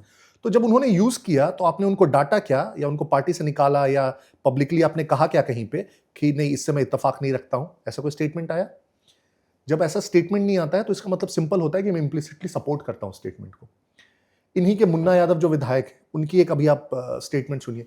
अरे ये सब जो जाति सूचक शब्दों का इस्तेमाल करके, टाइटल्स का, ये सब जो शर्मा सिंह मिश्रा वाला सब है, इन लोगों का गैर राजनीति, अब ये लोग अब आगे नहीं आएगा जिंदगी भर। क्या आपने उसको बोला कि नहीं ये स्टेटमेंट इस प्रकार से नहीं देना चाहिए, आप टाइटल्स उठा के, इसका मैं समर्थन नहीं करता हूं? तो हर जगह पे आप देखिए जो आपके एक्शंस हैं, आप कहेंगे कि मैं अपराध के खिलाफ हूं, बिहार में अपराध दूर होना चाहिए। आप सिवान में जाएंगे, शहाबुद्दीन जी जिंदाबाद के आप नारे लगवा रहे हैं, तो कैसे आप कह सकते हैं? फिर दूसरा, आप मान लीजिए लेट्स से आप यादवों की ही बात करते हैं, अपनी ही कास्ट की बात करते हैं, लेकिन आप ही की जाति का एक व्यक्ति जब मारा जाता है वहां पे जुलूस में अल्पसंख्यकों के द्वारा, तो आप उसके बारे में एक शब्द नहीं बोलते हैं। तो as a politician your action should reflect your ideology, जो इस केस में बिल्कुल नहीं होता है। और अब आते हैं उस दौर पे जिसकी चर्चा सबसे ज्यादा होती है लालू के राज में। करप्शन ने आज भी कमर तोड़ रखा है, तो क्राइम के साथ हम करप्शन को भी जोड़ेंगे। Crime and corruption in Lalu Yadav ज़रा, और पहले अपराधी हथियार से राज करते थे, अब अधिकारी कलम से राज कर रहा है। अधिकारी वाले पार्ट पे आएंगे। ये अपराध का जो सेक्शन था उस समय पे, ये सब कैसा चल रहा था? देखिए, अपराध किसी भी एरा में जीरो नहीं होने जा रहा है। हाँ। वो एज ह्यूमन बीइंग्स हमारे में इनहेरेंट है। हाँ। और सोसाइटी में रहेगी। स्टेट का काम होता है जहां भी उसको प्रिवेंट कर सके उसको प्रिवेंट करना, और जहां प्रिवेंट नहीं हो पाने वाला क्राइम है तो क्राइम होने के बाद तुरंत उस पर एक्ट करना, और जिसने भी किया है उसको पकड़ना, चार्जशीट करना, उसको सजा दिलाना, ताकि दूसरों के लिए एग्जाम्पल सेट हो कि तुम ये नहीं कर सकते हो, करोगे तो देखो पकड़े जाओगे। स्टेट का यही काम है सिंपल। जब स्टेट क्राइम्स को प्रिवेंट करना तो छोड़ दीजिए, अगर स्टेट क्राइम करने वालों को पकड़ के सजा ना दिला पाए और उससे भी एक कदम आगे बढ़ जाए, अगर उसको संरक्षण देने लगे, तो फिर स्टेट और क्रिमिनल्स एसेंशियली सेम बन जाते हैं, और वो बहुत खतरनाक स्टेट है।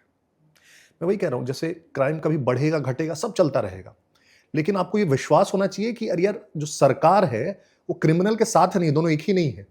तब तक आप पुलिस स्टेशन में जाके एफआईआर कराने का आपको कॉन्फिडेंस रहेगा, तो लगेगा कि पुलिस चलो थोड़ा बहुत तो मेहनत करके कुछ कर देगा। वो मुझे लगता है कि 90 के दौर में एकदम खत्म था, और हजारों ऐसे एग्जाम्पल्स मैं आपको बता सकता हूं। इनफैक्ट आप देखेंगे कि उस दौर में जैसे 90 के चुनाव होते हैं, 30 निर्दलीय विधायक चुन के आते हैं। ये 30 कौन थे? सब बाहुबली थे। उस समय निर्दलीय विधायक कौन चुन के आ सकता था?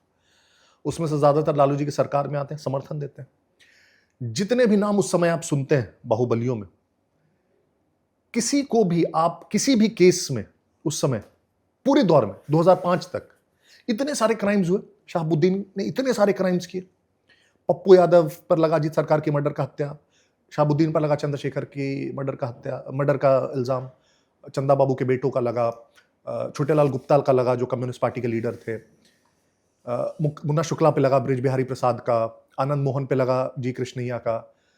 जितने सारे क्राइम्स सब उठा लीजिए, इन 15 वर्षों में कोई भी इसमें से चार्जशीट होकर गिरफ्तार हुआ क्या? अरे अपनी पार्टी तो छोड़ दीजिए उनकी, मैं बोल रहा हूं विपक्षी नेताओं को भी किसी को गिरफ्तार करवाया क्या उन्होंने? ये कैसी सरकार है जिसमें इतने बड़े बड़े क्राइम्स हुए और कोई गिरफ्तार ही नहीं होता है? ऐसा कैसे हो सकता है भाई? सब गिरफ्तार कब हुए? जाके 2006 में। पूरे और भागलपुर दंगे से शुरू कीजिए आप। इनफैक्ट लालू जी सबसे पहले जिस प्लैंक पे आए थे और मुसलमानों का वोट उन्होंने मांगा था कि भागलपुर के दंगों में आपको कांग्रेस प्रोटेक्ट करने में असफल रही है, तो अब उसको वोट मत दीजिए, मुझे दीजिए। और उन भागलपुर दंगों के जो मतलब लोग थे, जो एकदम क्लियर था, जिनके खिलाफ गवाह थे, 15 साल में उनको सजा नहीं दिलवा पाए। उनको कब सजा मिली? 2007 में। तो पूरे 15 साल में आप किसी को स्टेट के तौर पर सजा ही नहीं दिलवा पा रहे हैं। जितने नरसंहार हुए, एक नरसंहार प्रेजेंट नहीं कर पाए। एक ऐसा नरसंहार नहीं हुआ, आप ऐसे देखिए, पूरे 15 वर्षों में जिसमें जब नरसंहार हुआ तो पुलिस पहुंच गए, दोनों के बीच मुठभेड़ हुआ और कुछ नक्सली मारे गए या कास्ट आर्मी वाले मारे गए। ऐसा आपने एक भी सुना आज तक? ऐसा कैसे हो सकता है? मतलब पुलिस थी भी या नहीं थी? कोई गिरफ्तार होकर कन्विक्टेड हो गया हो किसी नरसंहार में? वो भी नहीं हुआ। तो फिर आप कर क्या रहे? तो एसेंशियली जो आपने किया था कि बिहार को आपने विभिन्न भागों में बांट दिया था और इन भागों के किसी किसी व्यक्ति को दे दिया था कि अब तुम इसके मालिक हो, उसमें मैं इंटरफेयर नहीं करूंगा। सिवान है तो शहाबुद्दीन ही देखेंगे, डीएमएसपी भी तो उन्हीं से पूछेंगे। कोसी सीमांचल है तो पप्पू यादव देखेंगे, डीएमएसपी भी उन्हीं से पूछेंगे। ब्रिज बिहारी प्रसाद मुजफ्फरपुर के राजा है, सुरेंद्र यादव मगध में राजा है, जो करेंगे वही करेंगे। तो ये आपने कर दिया था। और मैं फिर वही कह रहा हूं, ये मैं सिर्फ कर रहा हूं इसलिए नहीं, आप देखिए ना एकदम लाइन बाय लाइन। और बहुत सारे इन केसेस में मैं आपको एग्जांपल दे रहा हूं। अभी कुछ दिनों पहले मैंने इंजीनियरिंग की बीआईटी मिश्रा से। कुछ दिनों पहले मैं बहुत सीनियर बीआईटी मिश्रा के उस समय डीन थे, उनके साथ बैठा हुआ था। अभी उन्होंने मुझे कहानी सुनाई लालू जी की। उन्होंने कहा बीआईटी मिश्रा चूंकि तभी बिहार में, संयुक्त बिहार में था और प्राइवेट यूनिवर्सिटी है, लेकिन सरकार से बहुत सारी चीजों में अनुदान ये वो लेना होता है। तो एक तरह से अनसेट रूल था कि चीफ मिनिस्टर के 2 लोगों का एडमिशन वो उनकी सिफारिश पर वो लेंगे हर साल, है ना। ये बहुत पहले से चला आ रहा है, जब से कॉलेज है करीब करीब तब से। तो चीफ मिनिस्टर कोई 2 लोगों को रिकमेंड कर देंगे और उन लोगों को बिना कुछ पूछे बीआईटी अपना एडमिशन ले लेगा अपने यहाँ। जब लालू जी चीफ मिनिस्टर बने तो उन्होंने एक लिस्ट भेज दी 20 लोगों की, ये 20 बच्चों का एडमिशन लेना है।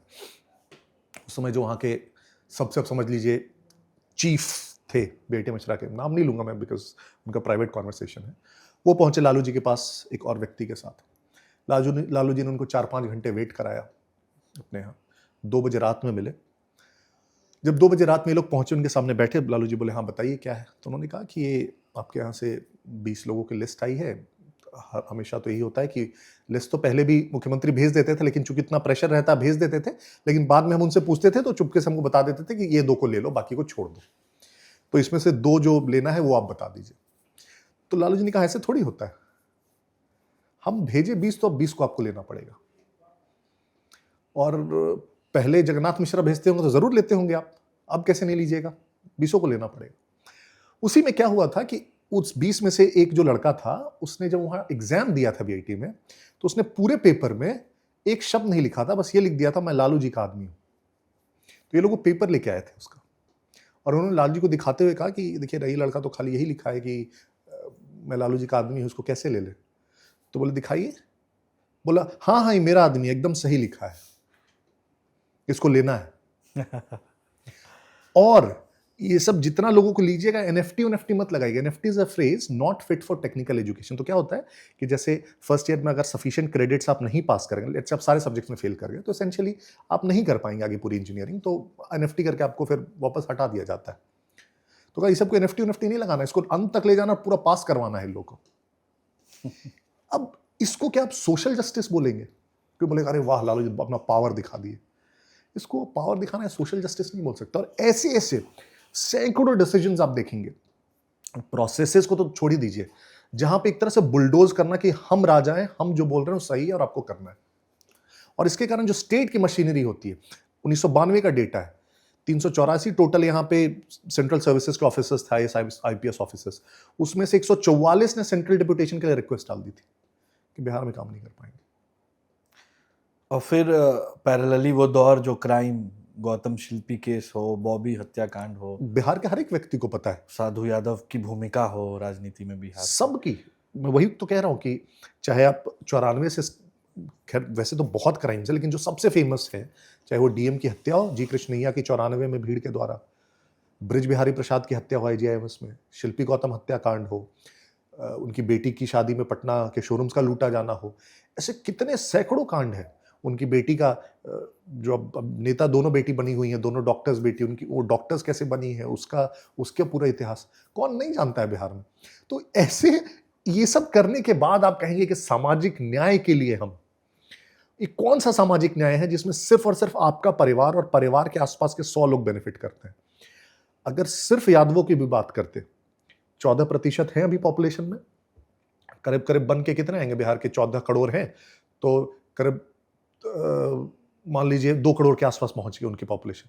उन 2 करोड़ में बाकियों की हालत क्या अच्छी हो गई, या उनकी सोशियो इकोनॉमिक हालत उठाई 1990 में और 2005 में और बोल दीजिए कि बेहतर हो गई, एक कास्ट की ही सिर्फ, तो उनकी भी तो हालत खराबी हुई ना। और इसका बैगेज भी लगता है कि तेजस्वी को उठाना पड़ता है। क्यों नहीं उठाना पड़ेगा? सबसे पहले तो अगर आप मान लीजिए ये भी कहें कि अच्छा वो मेरे पिता ने किया, मैंने नहीं किया है, तो आप एक्सेप्ट तो आपको करना होगा कि उस समय गलत हुआ। आज तक क्या आपने एक्सेप्ट किया है? आप उसको जस्टिफाई करते हैं, आप कहते हैं कि सामाजिक न्याय का पीरियड था तो वो सब करना जरूरी था। इसका मतलब है कि आप उसी तरीके में आज भी विश्वास रखते हैं, उसी में आज भी बिलीव करते हैं, तो आज भी आप आएंगे तो वही करेंगे। तो स्टार्टिंग पॉइंट विल बी कि जहां से आप माफी मांगे ना, बोले कि वो जो दौर था वो बहुत गलत हुआ है, उस तरह से नहीं होना चाहिए था, अब अगर हम सरकार में आएंगे तो ये नहीं कर होने देंगे, ये तो आप कहते नहीं है। और दूसरा, मैं फिर से कह रहा हूं, अभी भी जब भी आप सरकार में आते हैं, पटना के बिजनेसमैन की हालत देख लीजिए, जाके किसी से भी बात कर लीजिएगा आप और बोल दीजिए आरजेडी सरकार में आ रही है, सब ऐसे हाथ जोड़ के खड़े हो जाएंगे। बीच में जो 2 साल के भी पीरियड में उनकी सरकार आई है, सरकार बनते के साथ पटना के बिजनेसमैन की हालत जरा पूछ लीजिएगा। तो वो ऐसा कुछ नहीं है कि उसमें परिवर्तन आ गया है। वो जो लालू जी थे, अब उनकी पार्टी बदल गई है क्या? आरजेडी के कार्यकर्ताओं की जब भी बात होती है, आरजेडी एज अ पार्टी की जब भी बात होती है, तो क्या निकल के आता है उनका नेचर? क्या जनरली लोग बोलते हैं कि भाई उनका कार्यकर्ता तो अलग लेवल का है, उनके जितने नेता आज ज्यादातर सबके सब वही हैं, तो पार्टी कहां से बदल जाएगी? हालांकि तेजस्वी भी बार बार हिदायत देते रहते हैं उस छवि को सुधारने के लिए। जब चुनाव के नतीजे आ रहे थे, उन्होंने कहा कि भाई जश्न मनाइए, लेकिन बड़ा सावधानी से मनाइए, किसी को परेशान नहीं करना है। दूसरा, हमको लगता है कि अब दौर है मोबाइल, इंटरनेट और इन्फॉर्मेशन का, तो तेजस्वी भी बहुत स्ट्रिक्ट लीडरशिप करेंगे कि एक तो उस बैगेज को भी हटाना है और दूसरा कि अब इस व्यवस्था को सुधारना है। तो क्या लगता है कि मतलब अब का दौर अगर तेजस्वी का होता है तो ये इंफॉर्मेशन की वजह से क्या गुंडाराज आ पाएगा, या फिर ये लोग जो प्रेशर ग्रुप्स हैं वो उसको रोक लेंगे और एक अच्छा लीडरशिप बन पाएगा? प्रेशर ग्रुप से फर्क जरूर पड़ता है, क्योंकि विजिबिलिटी इतनी ज्यादा है तो बहुत ब्लेटेंट क्राइम्स नहीं हो पाते। जैसे मतलब अभी पटना में डाकबंगला चौराहा पे कोई किसी को खड़ा होकर गोली नहीं मार देगा, मतलब मारेगा भी तो वो नेशनल न्यूज बन जाएगा कि मतलब ऐसा कुछ हुआ है। हाँ। इतना आसान नहीं है। अब जैसे आप जो भी मर्डर्स अब पटना में होते भी हैं तो उसके विरोध में देखिए कितना ज्यादा आवाज उठती है, उसको कितना मीडिया अटेंशन मिलता है। लेकिन फिर भी मैं बोलता हूं, एज अ स्टेट आप कैसे रिस्पॉन्ड करेंगे उस क्राइम पे ना। अगर आप उस क्राइम पे सिलेक्टिव हो गए, सो फॉर एग्जाम्पल कि अच्छा, सबसे ज्यादा प्रॉब्लम क्या आती है पॉलिटिशियंस को लॉ एंड ऑर्डर में? देखिए, ऐसा कोई भी नहीं है जो चाहता है कि मेरा लॉ एंड ऑर्डर खराब हो, लेकिन क्या होता है, कोई चीफ मिनिस्टर है, अब जैसे ही कोई क्राइम हुआ, अब वो क्राइम हुआ उधर से पता चला अच्छा अपनी ही पार्टी का आदमी है, तो इस चीफ मिनिस्टर ने फोन कर दिया वो एसपी को कि यार उसको छोड़ दो थोड़ा, वो अब जो भी है अपना ही। जहां पे आप क्राइम एक्सेप्शंस लेना शुरू कर देंगे, फिर वो क्राइम कभी कंट्रोल नहीं हो सकता है, क्योंकि कभी ना कभी कोई ना कोई किसी ना किसी तरीके से आप ही का आदमी बन के आ जाएगा। फिर कोई और पैरवी कर रहा है तो तीसरा पैरवी कर रहा है, चौथा पैरवी कर रहा है, तो उस केस में आप बोलेंगे नथिंग डूइंग, किसी का भी आदमी हो, उसको क्राइम किया तो उसको सजा मिलनी चाहिए। जो एक चीज मुझे पसंद आती है नीतीश जी के पहले टर्म की, 2006 में एमपी एमएलए कोर्ट स्टैब्लिश हुए फास्ट ट्रैक। अगर चाहते नीतीश जी एक नॉर्मल तौर पे तो शहाबुद्दीन को उन्होंने जेल भेजा, पप्पू यादव को जेल भेजा। वो चाहते तो विपक्ष वाले सारे लोगों को जेल भेज के बोल सकते थे कि हमने इतना बड़ा काम किया। जब प्रभुनाथ सिंह पे भी हुआ, वो भी जेल जाने लगा तो इन्होंने कुछ नहीं किया। सुनील पांडे भी जेल गए तो इन्होंने नहीं रोका। तो जितने लोग जेल गए अक्रॉस पार्टीज इंक्लूडिंग उनकी पार्टी, और उन्होंने क्लियरली स्टेटेड प्रिंसिपल कहा कि जीत के आप आए हैं तो सरकार बनाने में हम आपका सहयोग लेंगे, लेकिन अगर आप पे जो नॉर्मल प्रोसेस ऑफ जुडिशियरी है, चार्जशीट हो और सजा पाए, उसमें हम दखलंदाजी नहीं करेंगे। ये मुझे लगता है बेस्ट पॉलिसी है, क्योंकि चुन के कौन आ रहा है इसको आप और हम इफेक्ट नहीं कर पाएंगे। जनता ने चुन के भेजा है तो आपको एक्सेप्ट करना पड़ेगा, लोकतंत्र है। लेकिन अगर उसी ने कोई क्राइम किया हुआ और उसकी सजा मिल रही है तो उसको आप मत इन्फ्लुएंस कीजिए। अभी वो एग्जाम्पल्स तेजस्वी की तरफ से नहीं देखने को मिलते, यही मैं बार बार आपको कह रहा हूं। अभी उनके जितने नेता बयान देते हैं, अभी उनके जितने, रीतलाल यादव का दानापुर में जो भी हुआ, निकाल देते आप उसको पार्टी से, कहते कि तुम यार मतलब क्या आतंक मचाए हुए हो, हर किसी से फिरौती मांगते फिरते हो, तो एग्जाम्पल सेट हो जाता। तो आपने एक भी ऐसा एग्जाम्पल सेट नहीं किया। भाई वीरेंद्र ने जो भी अनशंड बोलते रहते हैं, आपने कभी कहा कि यार ये हमारी पार्टी की लाइन नहीं है, ये गलत बोल रहे व्यक्ति, और इनको हमने एकदम सख्त हिदायत दी है कि इस प्रकार की भाषा का इस्तेमाल न करें, तो बोलते कि अच्छा आप बदलाव ला रहे हैं। कभी नहीं होता ये। और इन्हीं सब चीजों का नतीजा हुआ कि वो शिफ्ट क्रिएट हुआ हुआ ना? वोटर लालू प्रसाद का डाई हार्ड फैन था, वो अब नीतीश कुमार को 2005 में जिता कर लाता है। हालांकि 2 बार चुनाव हुए, पहली बार हंग असेंबली, फिर राष्ट्रपति शासन और फिर से चुनाव। तो ये शिफ्ट कैसे आया और क्या शिफ्ट हुआ यहाँ पे? देखिए, जब लालू मुख्यमंत्री पहली बार बने थे तो माना गया कि वो ठीक है मुख्यमंत्री पूरे राज्य के हैं, लेकिन एक तरह से पिछड़ों और दलितों की आवाज बनेंगे। हाँ, वो एक अज्यूम्ड कर लिया गया काइंड्स। लेकिन आप देखेंगे 2-3 वर्षों में ही जो बहुत क्लियरली रिफ्लेक्ट होकर आने लगा वो ये था कि लालू जी दलितों को तो छोड़ ही दीजिए, पूरे पिछड़े वर्ग को भी साथ लेकर नहीं चल रहे थे। और इनके एग्जाम्पल्स हैं। शुरू में उन्होंने जो कुछ अपॉइंटमेंट्स की अपनी जाति के लोगों की, सबसे पहला जो आप देखेंगे आप डिसइल्यूजनमेंट भी आया, वो किस में आया? कुर्मियों में आया।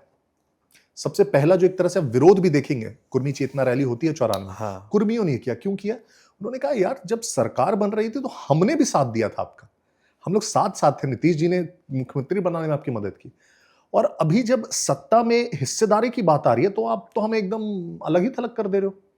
तो दिखने लगा कि ये पूरे वर्ग का या पूरे उस ओबीसी का या दलित्स के ये उन सबके लिए काम नहीं कर रहे हैं। इनफैक्ट आप नीतीश जी का लेटर पढ़िए जो उन्होंने लिखा था लालू जी को, और बाद में जो श्रीकांत जी की पुस्तक में पब्लिश हुई, उसमें उन्होंने साफ साफ लिखा है कि हमें लगा था कि आप सारे वंचितों की आवाज बनकर उभरेंगे, लेकिन आप सिर्फ एक जाति और एक ग्रुप की आवाज बनकर रह गए। और ये फिर बहुत क्लियरली दिखने लगा, टाइम दर टाइम में दिखने लगा। आप लैंड फॉर जॉब्स देखिए, आप टिकट डिस्ट्रीब्यूशन देखिए, जब मुख्यमंत्री बनाना हो तो अपनी पत्नी को मुख्यमंत्री बनाना हो देखिए, उसके बाद अपनी फैमिली में पूरा बैटन पास करना हो देख लीजिए। तो दिखने लगा कि यार ये नेता भी अपने परिवार, अपने आसपास के लोगों तक ही सीमित है। तो तब तक मैक्सिमम जो 2005 तक आप देखेंगे एक नैरेटिव बन के आ गया कि ये यादवों और मुसलमानों के नेता है, बाकी को आप छोड़ दीजिए, उसके नेता ये नहीं है। और इसी कारण से जिनका वोट बैंक था वो ऐसे भी कभी आप देखेंगे बिहार में मैक्सिमम जो आरजेडी ने आज तक वोट लाई है, हम हमेशा कहते हैं कि बहुत उनका दबदबा था और ये राज था, 28% वोट इनको कभी आज तक मैक्सिमम मिला है लालू जी को। तो ऐसा कभी नहीं था कि मेजॉरिटी के कोई वो नेता थे, या चूंकि एक फ्रैगमेंटेड सोसाइटी था बिहार, तो 28% में भी सरकार बन रही थी और एक ही बार बहुमत आज तक वो ला पाए, सिर्फ 95 में। 90 में जनता दल की सरकार बनी थी, वो चेहरा भी नहीं थे।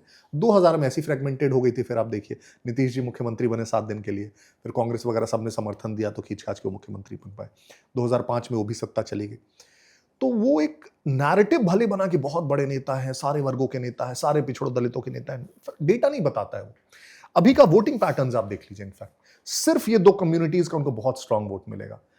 ईबीसीज आज के डेट में आप देखिएगा तो नीतीश जी के साथ है बहुत स्ट्रांगली, और उसके रीजंस है, फिर से मैं बोल रहा हूं, ऐसे नहीं आया। जब मंडल कमीशन के रिकमेंडेशंस लागू हो रहे थे तो नीतीश जी ने इनफैक्ट ये, और ये डॉक्यूमेंटेड है, उन्होंने सजेस्ट किया था कि जो अपना बिहार फॉर्मूला था जिसमें ओबीसी ईबीसी अलग अलग उनके लिए कोटा बना दिया जाए, वो करना चाहिए, क्योंकि अगर वो नहीं रहेगा तो 150 कास्ट है, फायदा उन्हीं टॉप के 5-7-10 कास्ट को मिलता रहेगा। 15 वर्षों तक इन्होंने नहीं किया। क्यों नहीं किया? रीजन था, उन्होंने कहा कि अगर कर देंगे तो ओबीसी कंसोलिडेशन मेरा टूट जाएगा। नीतीश जी ने किया 2007 में। अब वो 36% जिसके लिए उन्होंने ईबीसी बाइफर्केशन किया, वो क्यों नहीं मानेगा उनको? सही बात। तो जो ट्रांजिशन हुआ है उसके बाद मैं वही कह रहा हूं, आज भी आप भले ही कह रहे हैं कि A to Z की पार्टी हो, आपका टिकट डिस्ट्रीब्यूशन में नहीं दिखता है, आपके पदाधिकारियों में नहीं दिखता है, आपके जनरल जो लोग आसपास रूल कर रहे हैं उसमें नहीं दिखता है। इस बार टिकट डिस्ट्रीब्यूशन आप कर दीजिए। जैसे अगर कोई नेता कह रहा हो कि ये मेरी ये पॉलिसी है, सबसे पहले उसको फॉलो करके दिखाना चाहिए ना। तो इस बार जो टिकट डिस्ट्रीब्यूशन आप करिए वो एकदम जातीय संख्या के हिसाब से कर दीजिए, संख्या के हिसाब से, चलिए मान जाएंगे लोग। नीतीश कुमार के अब दौर पे आते हैं। पहला 5 सुशासन रहा, अच्छा गवर्नेंस, क्राइम और बाहुबलियों पर एक्शन। दूसरा 2010 में ये क्या कहते हैं उसको, 2/3 मेजॉरिटी। बिल्कुल। करप्शन कब से ऐसा घुसा, और आज तो करप्शन का जो हाल है बिहार में, खोखला करके रख दिया बिहार को। इंजीनियर्स के यहाँ से करोड़ों रुपए मिलते हैं, नोट जलाए जा रहे हैं। एक बहुत प्रोफेशनल करप्शन बिहार में है।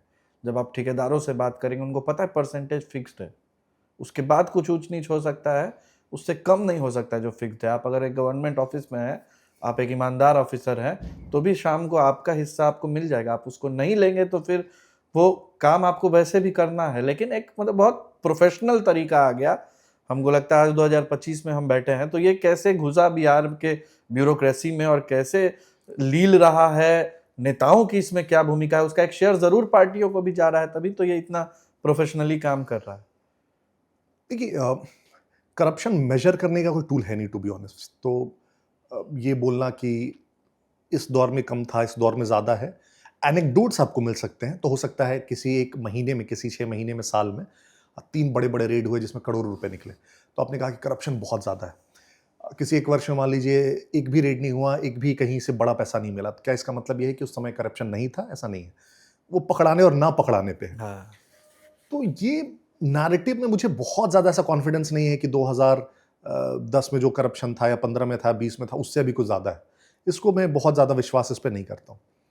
मैं ये मानूंगा करप्शन हमारी सोसाइटी में है, एकदम अंदर तक इंट्रेंस्ड है, लेकिन फिर से मैं कहूँगा वो जाति की तरह हम बात कर रहे हैं कि बिहार में ही है, नहीं, हर जगह है। कोई भी स्टेट आप इंडिया का उठा लीजिए, नहीं कह सकते कि वहाँ करप्शन नहीं है। अलग अलग फॉर्म्स में करप्शन है, कहीं बहुत ज़्यादा ऑर्गेनाइज्ड है, कहीं आप देखेंगे कि बहुत लोअर लेवल्स पे, पंचायत के लेवल पे, कहीं ब्लॉक के लेवल पे, कहीं देखेंगे आप इंडस्ट्रीज के लेवल्स पे, जहाँ जो प्रोड्यूसिंग कम्युनिटी है, फॉर एग्जाम्पल, जहाँ पे इंडस्ट्रीज बहुत लग रही होंगी, वहाँ सरकार या जो भी उसके प्लेयर्स होंगे वो आप देखेंगे कि इंडस्ट्रीज से ज़्यादा पैसा जाएगा। बिहार में प्रॉब्लम क्या है कि कोई प्रोड्यूसिंग कम्युनिटीज़ नहीं है, इंडस्ट्रीज नहीं है। खेती वाली भी है, उसको भी प्रोड्यूसिंग कम्युनिटीज़ नहीं बोल सकते, क्योंकि वो सस्टेनेंस एग्रीकल्चर है, वो खाने के लिए उगा रहा है, तो उसके पास ये पैसे नहीं होते। तो फिर करप्शन का जो फॉर्म होता है वो क्या ले लेगा? वो ले लेगा कि जहां कहीं भी जो भी है जिससे ले पाया वो लेता है। 10 रुपए से लेकर करेक्ट, 10 करोड़। तो ब्लॉक ऑफिस में, सीओ ऑफिस में। अब प्रॉब्लम ये है, करप्शन को हम लोग कैसे देखते हैं? करप्शन को हम लोग ये देखते हैं कि हम लोग मॉरली सॉल्व कर सकते हैं कि एज अ सोसाइटी हम कहेंगे करप्शन बहुत बुरी चीज़ है, ऐसा नहीं करना चाहिए तो सॉल्व हो जाएगा, बिल्कुल नहीं। करप्शन को सिर्फ और सिर्फ आप स्ट्रक्चरली सॉल्व कर सकते हैं। इसका मतलब है कि करप्शन का कोई आप एवेन्यू ही नहीं छोड़िए पूरे प्रोसेस में, तो करप्शन खत्म होगा। किसी को भी कहीं भी मौका मिलेगा तो करप्शन होगा। ये मतलब गीता का सार समझ लीजिए आप। सो फॉर एग्जाम्पल, जैसे एग्जाम्पल दे रहा हूं, मान लीजिए कोई भी एक पहले केंद्र से या राज्य से पैसे आ रहे होंगे लोगों को, पीएम आवास ही ले लीजिए आप। तो पीएम आवास से पैसे आ रहे हैं, केंद्र से आया राज्य को, राज्य से आया ब्लॉक को, ब्लॉक से गया पंचायत में, पंचायत से गया जो लाभार्थी है। तो राजीव गांधी वाला वो स्टेटमेंट हो गया कि 1 रुपया चला 15 पैसा आया। लेकिन जिस मोमेंट आपने टेक्नोलॉजिकली डीबीटी को ट्रांसफर सीधे लाभार्थी के अकाउंट में करना शुरू कर दिया, हो सकता है उसके बाद भी वो पंचायत वाला आके कुछ पैसा वैसा ले जाए, लेकिन आपने उसको प्रोसेस को ही एफिशिएंट बना दिया। मुझे लगता है इन बिहार आज के दौर में जो लोअर लेवल है वहां पे टेक्नोलॉजी के माध्यम से, अवेयरनेस के माध्यम से भी, हमारे जो इंस्टीट्यूशंस हैं उनको स्ट्रॉन्ग करने के माध्यम से, लोगों को पता होना चाहिए कहाँ पे क्या, मैं कहाँ पे आवाज़ उठा सकता हूँ अगर कोई मुझसे पैसा मांग रहा है, कहाँ पे मुझे पैसे देने हैं नहीं देने हैं। बहुत सारे मैंने ऐसे केसेस देखे हैं जहाँ फ्री के फॉर्म्स है, गवर्नमेंट क्या आ रहा है उसको सिर्फ भर के वापस करना है। उसमें कोई भी जाके गांव में भी बोल दिया कि फॉर्म देंगे तुमको 50 रुपया लगेगा। अभी आवासीय बनाने के का भी करेक्ट, बट वही चल रहा है। मैं बोल रहा हूँ कि वहां पे स्टेट शायद इंटरवीन नहीं कर पाएगा, क्योंकि जब तक आपको पता चलेगा किस तरह का पैसा लिया जा रहा है तब तक वो खेल हो चुका होगा। तो नीचे का अवेयरनेस भी, स्ट्रक्चरल प्रोसेस भी इतना रोबस्ट होना चाहिए कि कोई किसी से ले सके ही ना, प्रोसेसेस इतने एफिशिएंट हो, नीचे उसका रेजोल्यूशन इतना एफिशिएंट होना चाहिए, कोई कहीं पे जाके अपना ग्रीवांस रजिस्टर करा पाए। तो मुझे लगता है प्रॉब्लम उसमें, मैं हल्का सा भी ये नहीं कर रहा हूँ कि नहीं प्रॉब्लम है, but again as a government need, मतलब सॉल्व करना चाहिए इसको हमको। बिहार दशकों से अपने लेबर्स और अपने ब्रेन्स के कारण कई सारी व्यवस्थाएं बसा चुका है, कई सारी कंट्रीज में हमारे लोग हैं, देश में हमारी एक बहुत महत्वपूर्ण भूमिका है। तो ऐसा कब और क्यों हो गया कि हम लोग सिर्फ माइग्रेंट लेबर्स के सप्लायर बन के रह गए, लेबर्स के सप्लायर बन के रह गए, लोग माइग्रेट कर गए, ऐसा क्यों कैसे हो गया? सी अपनी हालत तो खराब थी, और जो पहला आप देखेंगे यहाँ से लेबर माइग्रेशन, बहुत पहला तो नहीं मैं बोलूँगा, मतलब आज़ादी के बाद पहला शुरू हुआ, वो हमारे गाँव से पंजाब के खेतों में शुरू हुआ। ग्रीन रेवोल्यूशन का पीरियड आया, वहाँ पे मजदूरों की ज़रूरत थी, तो हमारे यहाँ गांव से लोग जाते थे, वहाँ 3 महीने अपना मजदूरी किए खेतों में। सस्ते मजदूर होते थे हमारे यहाँ से, कैसे भी हालत में रह लेते थे, जो होता है ना, कोई कंप्लेन ही नहीं है ज़िंदगी में, कुछ भी मिल गया, ज़मीन पे भी सो गए, गमछी बिछा के सो गए, और पंजाब के खेतों में काम किया, 3 महीने काम करके वापस आ गए। तो आप देखेंगे जो पैटर्न था माइग्रेशन का, रूरल से रूरल और शॉर्ट टर्म 3 महीने फिर वापस आना है। लेकिन धीरे धीरे धीरे धीरे जब 90 का दशक आया, लिबरलाइजेशन हुआ, इंडस्ट्रीज लगने लगे, तो फिर जो माइग्रेशन हुआ वो खेतों के बजाय दिल्ली, मुंबई, चेन्नई के इंडस्ट्रियल हब्स में होने लगा।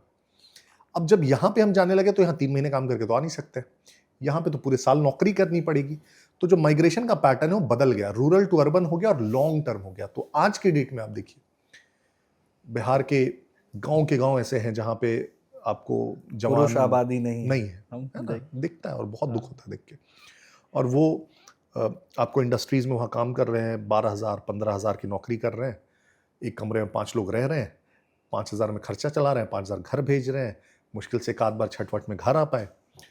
फैमिली स्ट्रक्चर्स टूट रहे हैं, क्योंकि एक पुरुष वहाँ है, महिला यहाँ है, बच्चे यहाँ हैं। तो इकोनॉमिक तो प्रॉब्लम है, मुझे लगता है साइकोलॉजिकली भी वो आप जो जिंदगी जी रहे हैं, आप उसको आप खुश थोड़ी हो जी के, आप हर दिन ये देख रहे हैं कि मैं मजबूर हूँ या मजबूरी में हूँ। तो वो माइग्रेशन एक बहुत बड़ा प्रॉब्लम है हमारे यहाँ का, और 90s में इनफैक्ट बहुत ज़्यादा इंक्रीज हुआ। डेटा आप देखिए, 91 में जो माइग्रेशन था हमारा डेटा का, लोगों का, 2001 में उससे 3 गुना हो गया, 200%। अब इस माइग्रेशन में 2 एंगल्स है, एक तो इकोनॉमिक है और दूसरा जैसे इकोनॉमिक में भी 2 साइड्स है। फॉर एग्जाम्पल जैसे आप देखेंगे, जो अगेन फिर से लोअर कास्ट में आप देखेंगे, वो लोग मजदूरी करने के लिए तैयार होते हैं किसी प्रकार की। तो जैसे गांव में भी अगर ईंटा ढोने का काम मिल गया तो कर लेंगे, है ना। लेकिन अब हमारा सोसाइटल स्ट्रक्चर देखिए और कितना दुखद है कि अपर कास्ट को अगर उसी गांव में ईंटा ढोना होगा तो नहीं ढोएगा, मेहनत वाले काम नहीं करेगा। तो अब क्या है कि उसको अगर पैसे कमाने भी हैं तो उसी मेहनत वाले काम के लिए बाहर जाएगा, बाहर जाना पड़ेगा। सोसाइटली इतना ज्यादा हम लोगों ने इसको कॉम्प्लेक्स बना दिया है। तो वो रीजंस है, इकोनॉमिक रीजंस है अलग अलग लोगों के। अब ये गार्ड की नौकरी बाहर जाके कर लेगा, लेकिन यहाँ नहीं करेगा। सही बात है, हाँ। दूसरा, जो सिक्योरिटी वाली भी बात आती है, 90 के दशक में बहुत बड़ा जो यहाँ से पलायन हुआ सिक्योरिटी रीजंस के कारण, खास करके प्रोफेशनल्स का, जो ब्रेन ड्रेन जिसको हम बोलते हैं, चाहे वो डॉक्टर्स हो, इंजीनियर्स हो, स्टूडेंट्स हो, एजुकेशन वाली कम्युनिटी हो, जो कॉलेजेस यहाँ डेवलप हो सकते थे, जो यहाँ पढ़ते, तो पढ़ने वाला कोई भी बच्चा था 10वीं के बाद बिहार में नहीं रुका। एक भी आप देख लें, और कोई एग्जाम्पल भी नहीं आपको मिलेगा जो यहाँ रह के ग्रेजुएशन करके, शायद रेयर आपको मिल जाए, कोई भी पढ़ने वाला बच्चा होता था तो भाई तुम बाहर चलो जाओ, यहाँ नहीं पढ़ सकते हो, स्कोप नहीं है। तो वो जो एक हर चीज के लिए हमें बाहर जाना पड़ा, न सिर्फ मजदूरी के लिए बल्कि पढ़ाई के लिए भी, अपना बिजनेस सेटअप करने के लिए भी, एक नॉर्मल नौकरी करने के लिए भी। तो इस कारण से अगेन बहुत बड़ा प्रॉब्लम है। एक और बात जो बहुत परेशान करती है वो कि कई राज्य हैं बिहार देश में, बिहार भी उनमें से एक है, फंड्स भी हैं, ठीक है जितने हैं, पेस हमारा बहुत स्लो रहा, बाकी राज्यों से भी पेस स्लो रहा। क्या फैक्टर्स इफेक्ट करते हैं? आज हमारे पास दिखाने को बिजली और सड़क के ज़्यादा कुछ भी नहीं है, हेल्थ नहीं है, एजुकेशन नहीं है, बहुत चीज़ें नहीं है। हाँ, सड़क है, बिजली भी, यही दो चीज़ पे आप नीतीश कुमार को नहीं काट सकते, नहीं तो बहुत दिक्कत है। तो ये क्या चीज़ें रही कि हमारा बिहार जो बाकी सबसे स्लो हो गया? आज आप झारखंड में हैं, हम मतलब रेट्रो एनालिसिस में समझ में आता है कि झारखंड भी बाद में डिवाइड होकर के भी आगे बढ़ रहा है, स्पीड ज़्यादा है। तो हिस्टोरिकली देखेंगे तो बिहार ऑलरेडी पीछे था। प्रॉब्लम्स हैं, इसकी प्रॉब्लम्स है, एक तो पॉपुलेशन बहुत बड़ा प्रॉब्लम है। पॉपुलेशन के कारण जो ज़मीनों की साइज़ है इतनी छोटी है, कमर्शियल फार्मिंग आप किसी प्रकार की नहीं कर पाते हैं, उसी में से जो खाएंगे उगाएंगे आप, मतलब खाएंगे। तो बेसिकली एसेंशियली जो बेच के कमाता है एक वर्ग, शायद एग्रीकल्चर प्रॉफिटेबल होता, वो नहीं है। ज़मीन की बहुत ज़्यादा कमी है बड़े इंडस्ट्रियल हब्स के लिए, अगर आप बोलेंगे। लैंडलॉक्ड स्टेट है तो जो ट्रेडिंग वाला एक बेनिफिट्स हो सकता था शायद वो भी नहीं है। कोई मिनरल्स नहीं है, स्पेशली जब झारखंड अलग हो गया तो वो भी नहीं है। प्रॉब्लम्स है, लेकिन फिर से इन प्रॉब्लम्स के बावजूद हमें अपना निश निकाल के बोलना पड़ेगा कि हम एज अ स्टेट डेवलप करेंगे इस एरिया में। फॉर एग्जाम्पल, हो सकता है अब हम इंडस्ट्रियल हब ना बन पाए। एक एग्जाम्पल मैं दे रहा हूँ कि चेन्नई में ऑलरेडी सारे इंडस्ट्रीज हैं, मुंबई में है, गुजरात में है, so let's not concentrate on industries, हम कुछ और अपना निश चुनते हैं। सो फॉर एग्जाम्पल, नई टेक्नोलॉजीज आ रही हैं, जैसे भूटान आप देखेंगे अभी उसने क्या किया, जब क्रिप्टो का दौर आया, उसने अपने यहाँ क्रिप्टो माइनिंग, अपनी आधी एनर्जी क्रिप्टो माइनिंग में लगा दी, एंड अभी वो बहुत ह्यूज बेनिफिट्स उसके रीप कर रहा है। आप हो सकता है बोले कि यार हम डेटा सेंटर का एक्सपर्ट बन जाएंगे, मतलब भारत का तो पूरे एकदम दुनिया का भी, इनफैक्ट ग्लोबल सेंटर बन जाएंगे। जैसे अभी जीसीसीज बहुत आ रहे हैं, ग्लोबल कैपेबिलिटी सेंटर्स, जितने भी बड़ी कंपनीज है दुनिया की, उनके सारे बैक एंड वर्क सब भारत में आ रहा है। जो 90s में बीपीओ था, आप समझ लीजिए, वो अभी आज के डेट में जीसीसी है। दुनिया के मुझे लगता है 70% जीसीसीज आज इंडिया में आ रहे हैं। हैदराबाद एक हब बन गया है अब जीसीसीज का। तो आप बोल देंगे कि मैं अपने 2-3 शहरों को जीसीसी का हब बना दूंगा, मतलब इंडिया का। सो मुझे लगता है ये वाला जो थोड़ा सा कॉन्वर्सेशन, इस पे बात होनी बहुत ज्यादा जरूरी है। इस पे शायद हम उतनी बात नहीं कर रहे जितनी होनी चाहिए, और जब तक ये नहीं होगा तब तक हम फिर घूम फिर के वही जाति और मतलब ये सोसाइटल कॉम्प्लेक्सिटी और ये बोला वो बोला, उस वाले दौर में हम फंस के रह जाएंगे। अब आते हैं 25 के चुनावों पर। फंड्स की कमी बिहार को रही, हालांकि अभी तो सेंटर से अच्छा सपोर्ट मिल रहा है, कई सारे प्रोमिसेस हो रहे हैं, कई सारी सब्सिडीज दी जा रही हैं। कैसे सरकार इन्हें फुलफिल कर पाएगी और इसका क्या इम्पैक्ट दिख रहा है आपको आने वाले चुनावों में? देखिए, इंफ्रास्ट्रक्चरली तो कोई डाउट ही नहीं है कि बिहार में बहुत अच्छा काम हुआ है, मतलब बहुत अच्छा हो रहा है, और रियली मैं अप्रिशिएट करता हूँ। इनफैक्ट मैं झारखंड से कंपेयर करूंगा तो आई वुड से कि बिहार में इंफ्रास्ट्रक्चर बहुत ज़्यादा काम हुआ है। हमारे रांची में गिन के 3 फ्लाईओवर्स हैं, वो अभी एक बना तो इतना हल्ला हुआ और उसके उद्घाटन में लगा कि जैसे पर्व त्योहार आ गया। और पटना में हर दूसरे हफ्ते में सुन लेता हूँ एक फ्लाईओवर नया बन गया, जैसे वो डेली अफेयर है। तो इंफ्रास्ट्रक्चर पे अच्छा काम हुआ, बिजली पे आपने खुद कहा, बेसिक स्कीम्स पे, नल जल स्कीम पे, आवास बन गए, लोगों के घर पे पानियाँ पहुँच गई, वो सब हो चुका है। मैं फिर से वही कह रहा हूँ, अब जो नेक्स्ट लेवल ऑफ बात होनी चाहिए, जो भी थोड़ा शुरू हुआ है, मैं बोलूँगा थोड़ा शुरू हुआ और होना चाहिए, जैसे इंडस्ट्रियल पार्क्स पे होनी चाहिए। जैसे मैं सुन रहा था अनिल अग्रवाल जी ने शायद कुछ बात की है यहाँ पटना जहानाबाद के बीच में एक सेमीकंडक्टर पार्क की। हाँ, इस तरह की चीज़ों पे मुझे लगता है ऐसे ऐसे हब्स अगर बनने लगे जहाँ भी पॉसिबल हो, 10-20 हब्स बने, उसके अराउंड एंसिलरी उसके इंडस्ट्रीज़ खुले। जैसे मैंने कहा इस तरह के नए कुछ एरियाज़ हम एक्सप्लोर करें कि जीसीसीज का हब बने, एजुकेशन का हब बने, बोले कोई बात नहीं, मेडिकल का हब बन जाएंगे। जैसे हैदराबाद ने मेडिकल के लिए कितना अच्छा किया। आप देखेंगे हमारे यहाँ से लोग, खासकर मैं रांची से बता रहा हूँ, लोग अभी दिल्ली नहीं जाते इलाज के लिए, हैदराबाद चले जाते हैं, विच इज़ वेरी सरप्राइजिंग ना। लास्ट 10 सालों में वो उभर कर आ गया।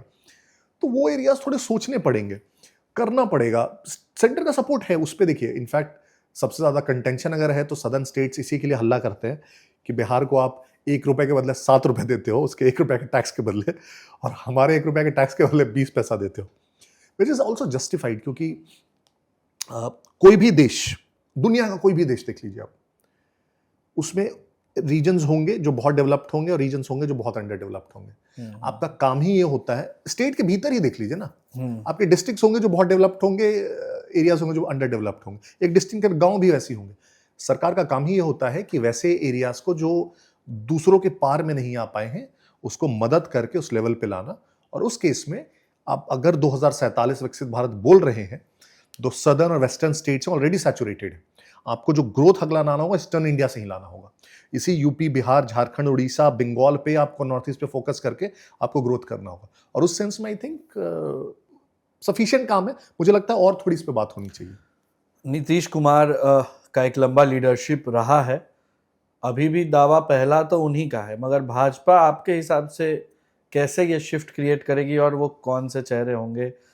क्या फॉरवर्ड को भाजपा नेता बना पाएगी या फिर मोस्टली ओबीसी में कुशवाहा को ही आगे करना पड़ेगा? नहीं, सो अभी के लिए तो देखिए वो क्लियर है, डिक्लेयर्ड है कि नीतीश जी नेता है एनडीए के और उन्हीं के चेहरे पे चुनाव भी लड़ा जा रहा है।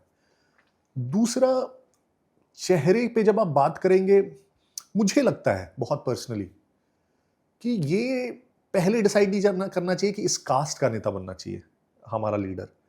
क्योंकि अगर वैसे आप देखना शुरू करेंगे तो फिर आप बहुत गलत डिसीजंस लेंगे। जैसे नीतीश जी आज अगर बिहार के मुख्यमंत्री है तो क्या वो कुर्मियों के नेता है? नहीं। क्या उनकी जाति की जनसंख्या बहुत है? 3% भी नहीं है। तो फिर तो उस हिसाब से उनको मुख्यमंत्री ही नहीं बनना चाहिए था। हाँ। अभी एग्जिस्टिंग अगर आप सम्राट चौधरी जी को देख के बोल रहे हैं कि कुशवाहा होगा, क्या? बिल्कुल नहीं। क्या कुशवाहाओं की संख्या बहुत है? फिर 3% से कम है।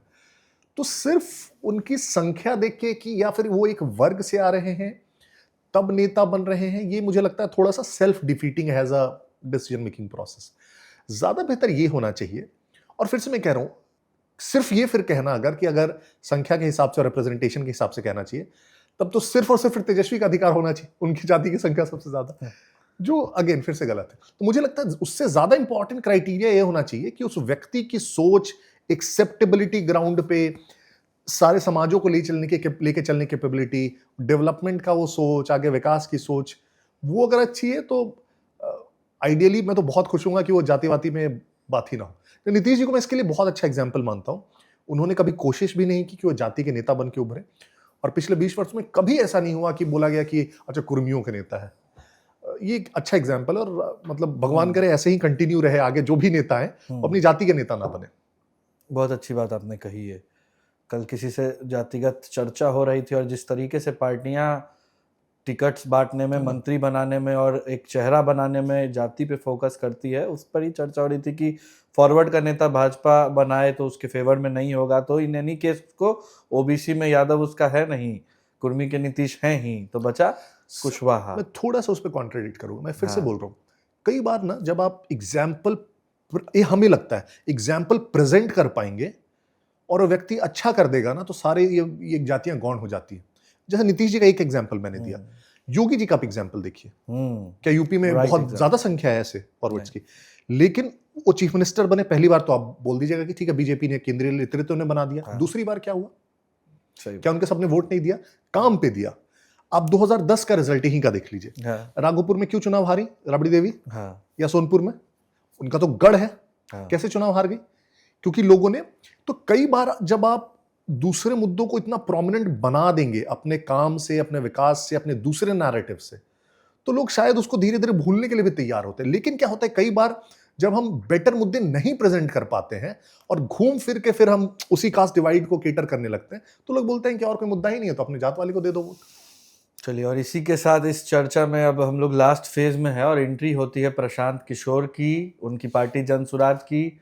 इकलौती पार्टी है जो 243 पे चुनाव लड़ने वाली नहीं, है। और भी 2-3 है, वो पुष्पम जी प्रिया जी की भी पार्टी है, और भी, मतलब ठीक है, हाँ, not they have significant, promised, but पिछली बार भी नहीं लड़ पाई, रजिस्ट्री ही नहीं पार्टी का हो पाया समय पे, तो जो लड़ी वो भी निर्दलीय ही में लिखाया। इस बार प्रशांत किशोर कमर कसे हुए हैं, भीड़ जुट रही है, सीटें तैयार हैं, कैंडिडेट हर सीट पे 2-3 दावेदार है, ये बहुत बड़ी बात है। तो जाहिर सी बात है कि वोट परसेंटेज का तो दावा चुनाव के बाद प्रशांत किशोर जरूर ठोकेंगे कि मैंने इतना वोट परसेंट लाया। सीटें कितनी ला पाएंगे, और एक फैक्टर जो हम यहाँ पे इंकित करेंगे कि कहा जाता है कि बिहार में 2 ही तरह के वोटर हैं, एक जो लालू को जिताने के लिए वोट करते हैं और दूसरे जो लालू को हराने के लिए वोट करते हैं।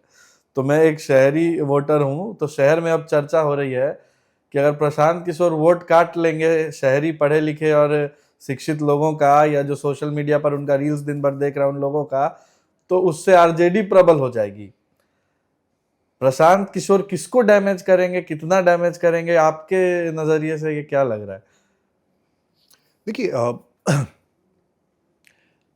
मुझे लगता है कि एज अ नेता प्रशांत किशोर जो कर रहे हैं, सबसे पहले तो मैं मुझे खुशी होती है कोई नया व्यक्ति राजनीति में आता है। तो मैं अपना राह देखता हूं तो मुझे अच्छा लगता है कि जो नॉन पॉलिटिकल बैकग्राउंड से वो लोग आ रहे हैं, क्योंकि मुझे लगता है कि देश में बहुत सारे नए लोगों की राजनीति में ज़रूरत है, यंग, पढ़े लिखे, है ना। तो किसी भी विचारधारा में आता है मुझे खुशी होती है ऑनेस्टली। दूसरा, उन्होंने एक अच्छा काम किया है कि वो किसी एक कमरे में बैठ के प्रॉब्लम्स को समझने के बजाय वो क्षेत्र में गए, लोगों से बातचीत किया उन्होंने, और तब प्रॉब्लम्स को समझा, बिहार को समझा, which is also must be appreciated across party lines. इस चीज की अप्रिसिएशन होनी चाहिए। लेकिन दूसरे साइड अगर आप देखेंगे, उन्होंने जो ये पूरा एक मूवमेंट चलाया, पदयात्रा चलाया, लोगों से मिलना जुलना किया। देखिए, कभी भी कोई मूवमेंट होता है तो उसमें लोगों का ऑर्गेनिक जुड़ाव होता है। अगर गांधी जी का सत्याग्रह वर्ड यूज करते हैं, इसलिए मैं जा रहा हूं। गांधी जी अगर सत्याग्रह मूवमेंट चलाए थे और चंपारण में चाहे गए, चाहे वो डांडी मार्च किया, कहीं भी गए, तो किसी को उन्होंने पुश नहीं किया कि तुम मेरे साथ चलो, या किसी को कुछ एडवांटेज नहीं दिया कि तुम 100 रुपए ले लो, मेरे साथ चलो, राइट। वो नेचुरल जुड़ाव था। और फिर गांधी जी ने जो भी मुद्दा उठाया, अगर वो नॉन कॉपरेशन मूवमेंट के बाद बोले कि चौरी चौरा में बंद हो जाना चाहिए मूवमेंट क्योंकि ये हिंसा हुई है, तो बंद हो गया, क्योंकि जुड़ाव क्या था, वो साइकोलॉजिकल लेवल पे था। प्रशांत किशोर जी ने, मुझे लगता है, जो एक शायद ऑर्गेनिक मूवमेंट होना चाहिए था, जिसमें समय भी लगता है। ये भी आप देखिए, गांधी जी एक दिन में नहीं बने। पहले वो 1 साल पूरा देश बोले हम भ्रमण करेंगे और कुछ नहीं करेंगे, और उस भ्रमण के अंत में लोग उनके पास आए कि चंपारण में ऐसा इसलिए चलो, तो पहली बार गए। जब आप इस प्रोसेस को फास्ट करने के चक्कर में, चाहे मेरा एम्बिशन हो सकता है, मुझे जल्दी करनी है चीजें, उसको फिर आप इनऑर्गेनिक बना देंगे कि मैं एक बहुत बड़ी टीम खड़ी कर दूंगा 5000 लोगों की, जो सैलरीड होंगे। मैं नहीं बोल रहा हूं गलत है, आपके पैसे हैं, आप जैसे भी यूज कीजिए। तो मेरे साथ वो पूरा एक बस चल रहा है, टेंट चल रहा है, खाना चल रहा है, सोशल मीडिया के वॉलंटियर्स है 2000 जो मेरे सोशल मीडिया के रील्स पब्लिश कर रहे हैं, उनको एक पैसा जाता है हर मंथ। तो मुझे लगता है वो दिखेगा तो ऑन ग्राउंड इफेक्ट, जैसे सोशल मीडिया पे आप खोलेंगे सबसे ज्यादा प्रशांत किशोर दिखेंगे। क्यों? क्योंकि हजारों लोग हैं जो पोस्ट कर रहे हैं उनके वो रील्स, तो लग रहा है कि वो माहौल है। लेकिन क्या जब आप उस फील्ड में गए थे तो वो लोग जो वोटर है उनका जो जुड़ाव हो जाना चाहिए था ऑर्गेनिकली आपके साथ, वो हो पाया होगा?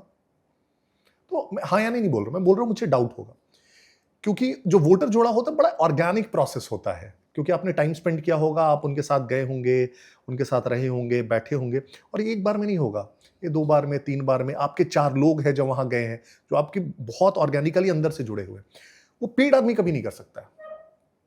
एंड हेंस जो मुझे अभी भी लगता है, मैं ये नहीं कह रहा हूं इनसिग्निफिकेंट है, उनको एक वोट परसेंटेज भी आएगा, बिल्कुल आएगा, लेकिन जो सोशल मीडिया पे दिख रहा है उतना क्या असर दिखेगा वो वोट परसेंटेज में या सीट्स में, इस पे मुझे डाउट। चलिए, तो इसी के साथ यह चर्चा काफ़ी अच्छी रही। उम्मीद है कि हमारे ऑडियंस को इससे काफ़ी इंफॉर्मेशन और इंसाइट्स और नॉलेज मिला होगा। सर, बहुत शुक्रिया, आपने अपने बिजी शेड्यूल से हमें इतना टाइम दिया। हम आपके पॉडकास्ट पहले देखा करते थे, आज खुद करने का मौका मिला, अपने सवालों को आपके सामने रखने का मौका मिला।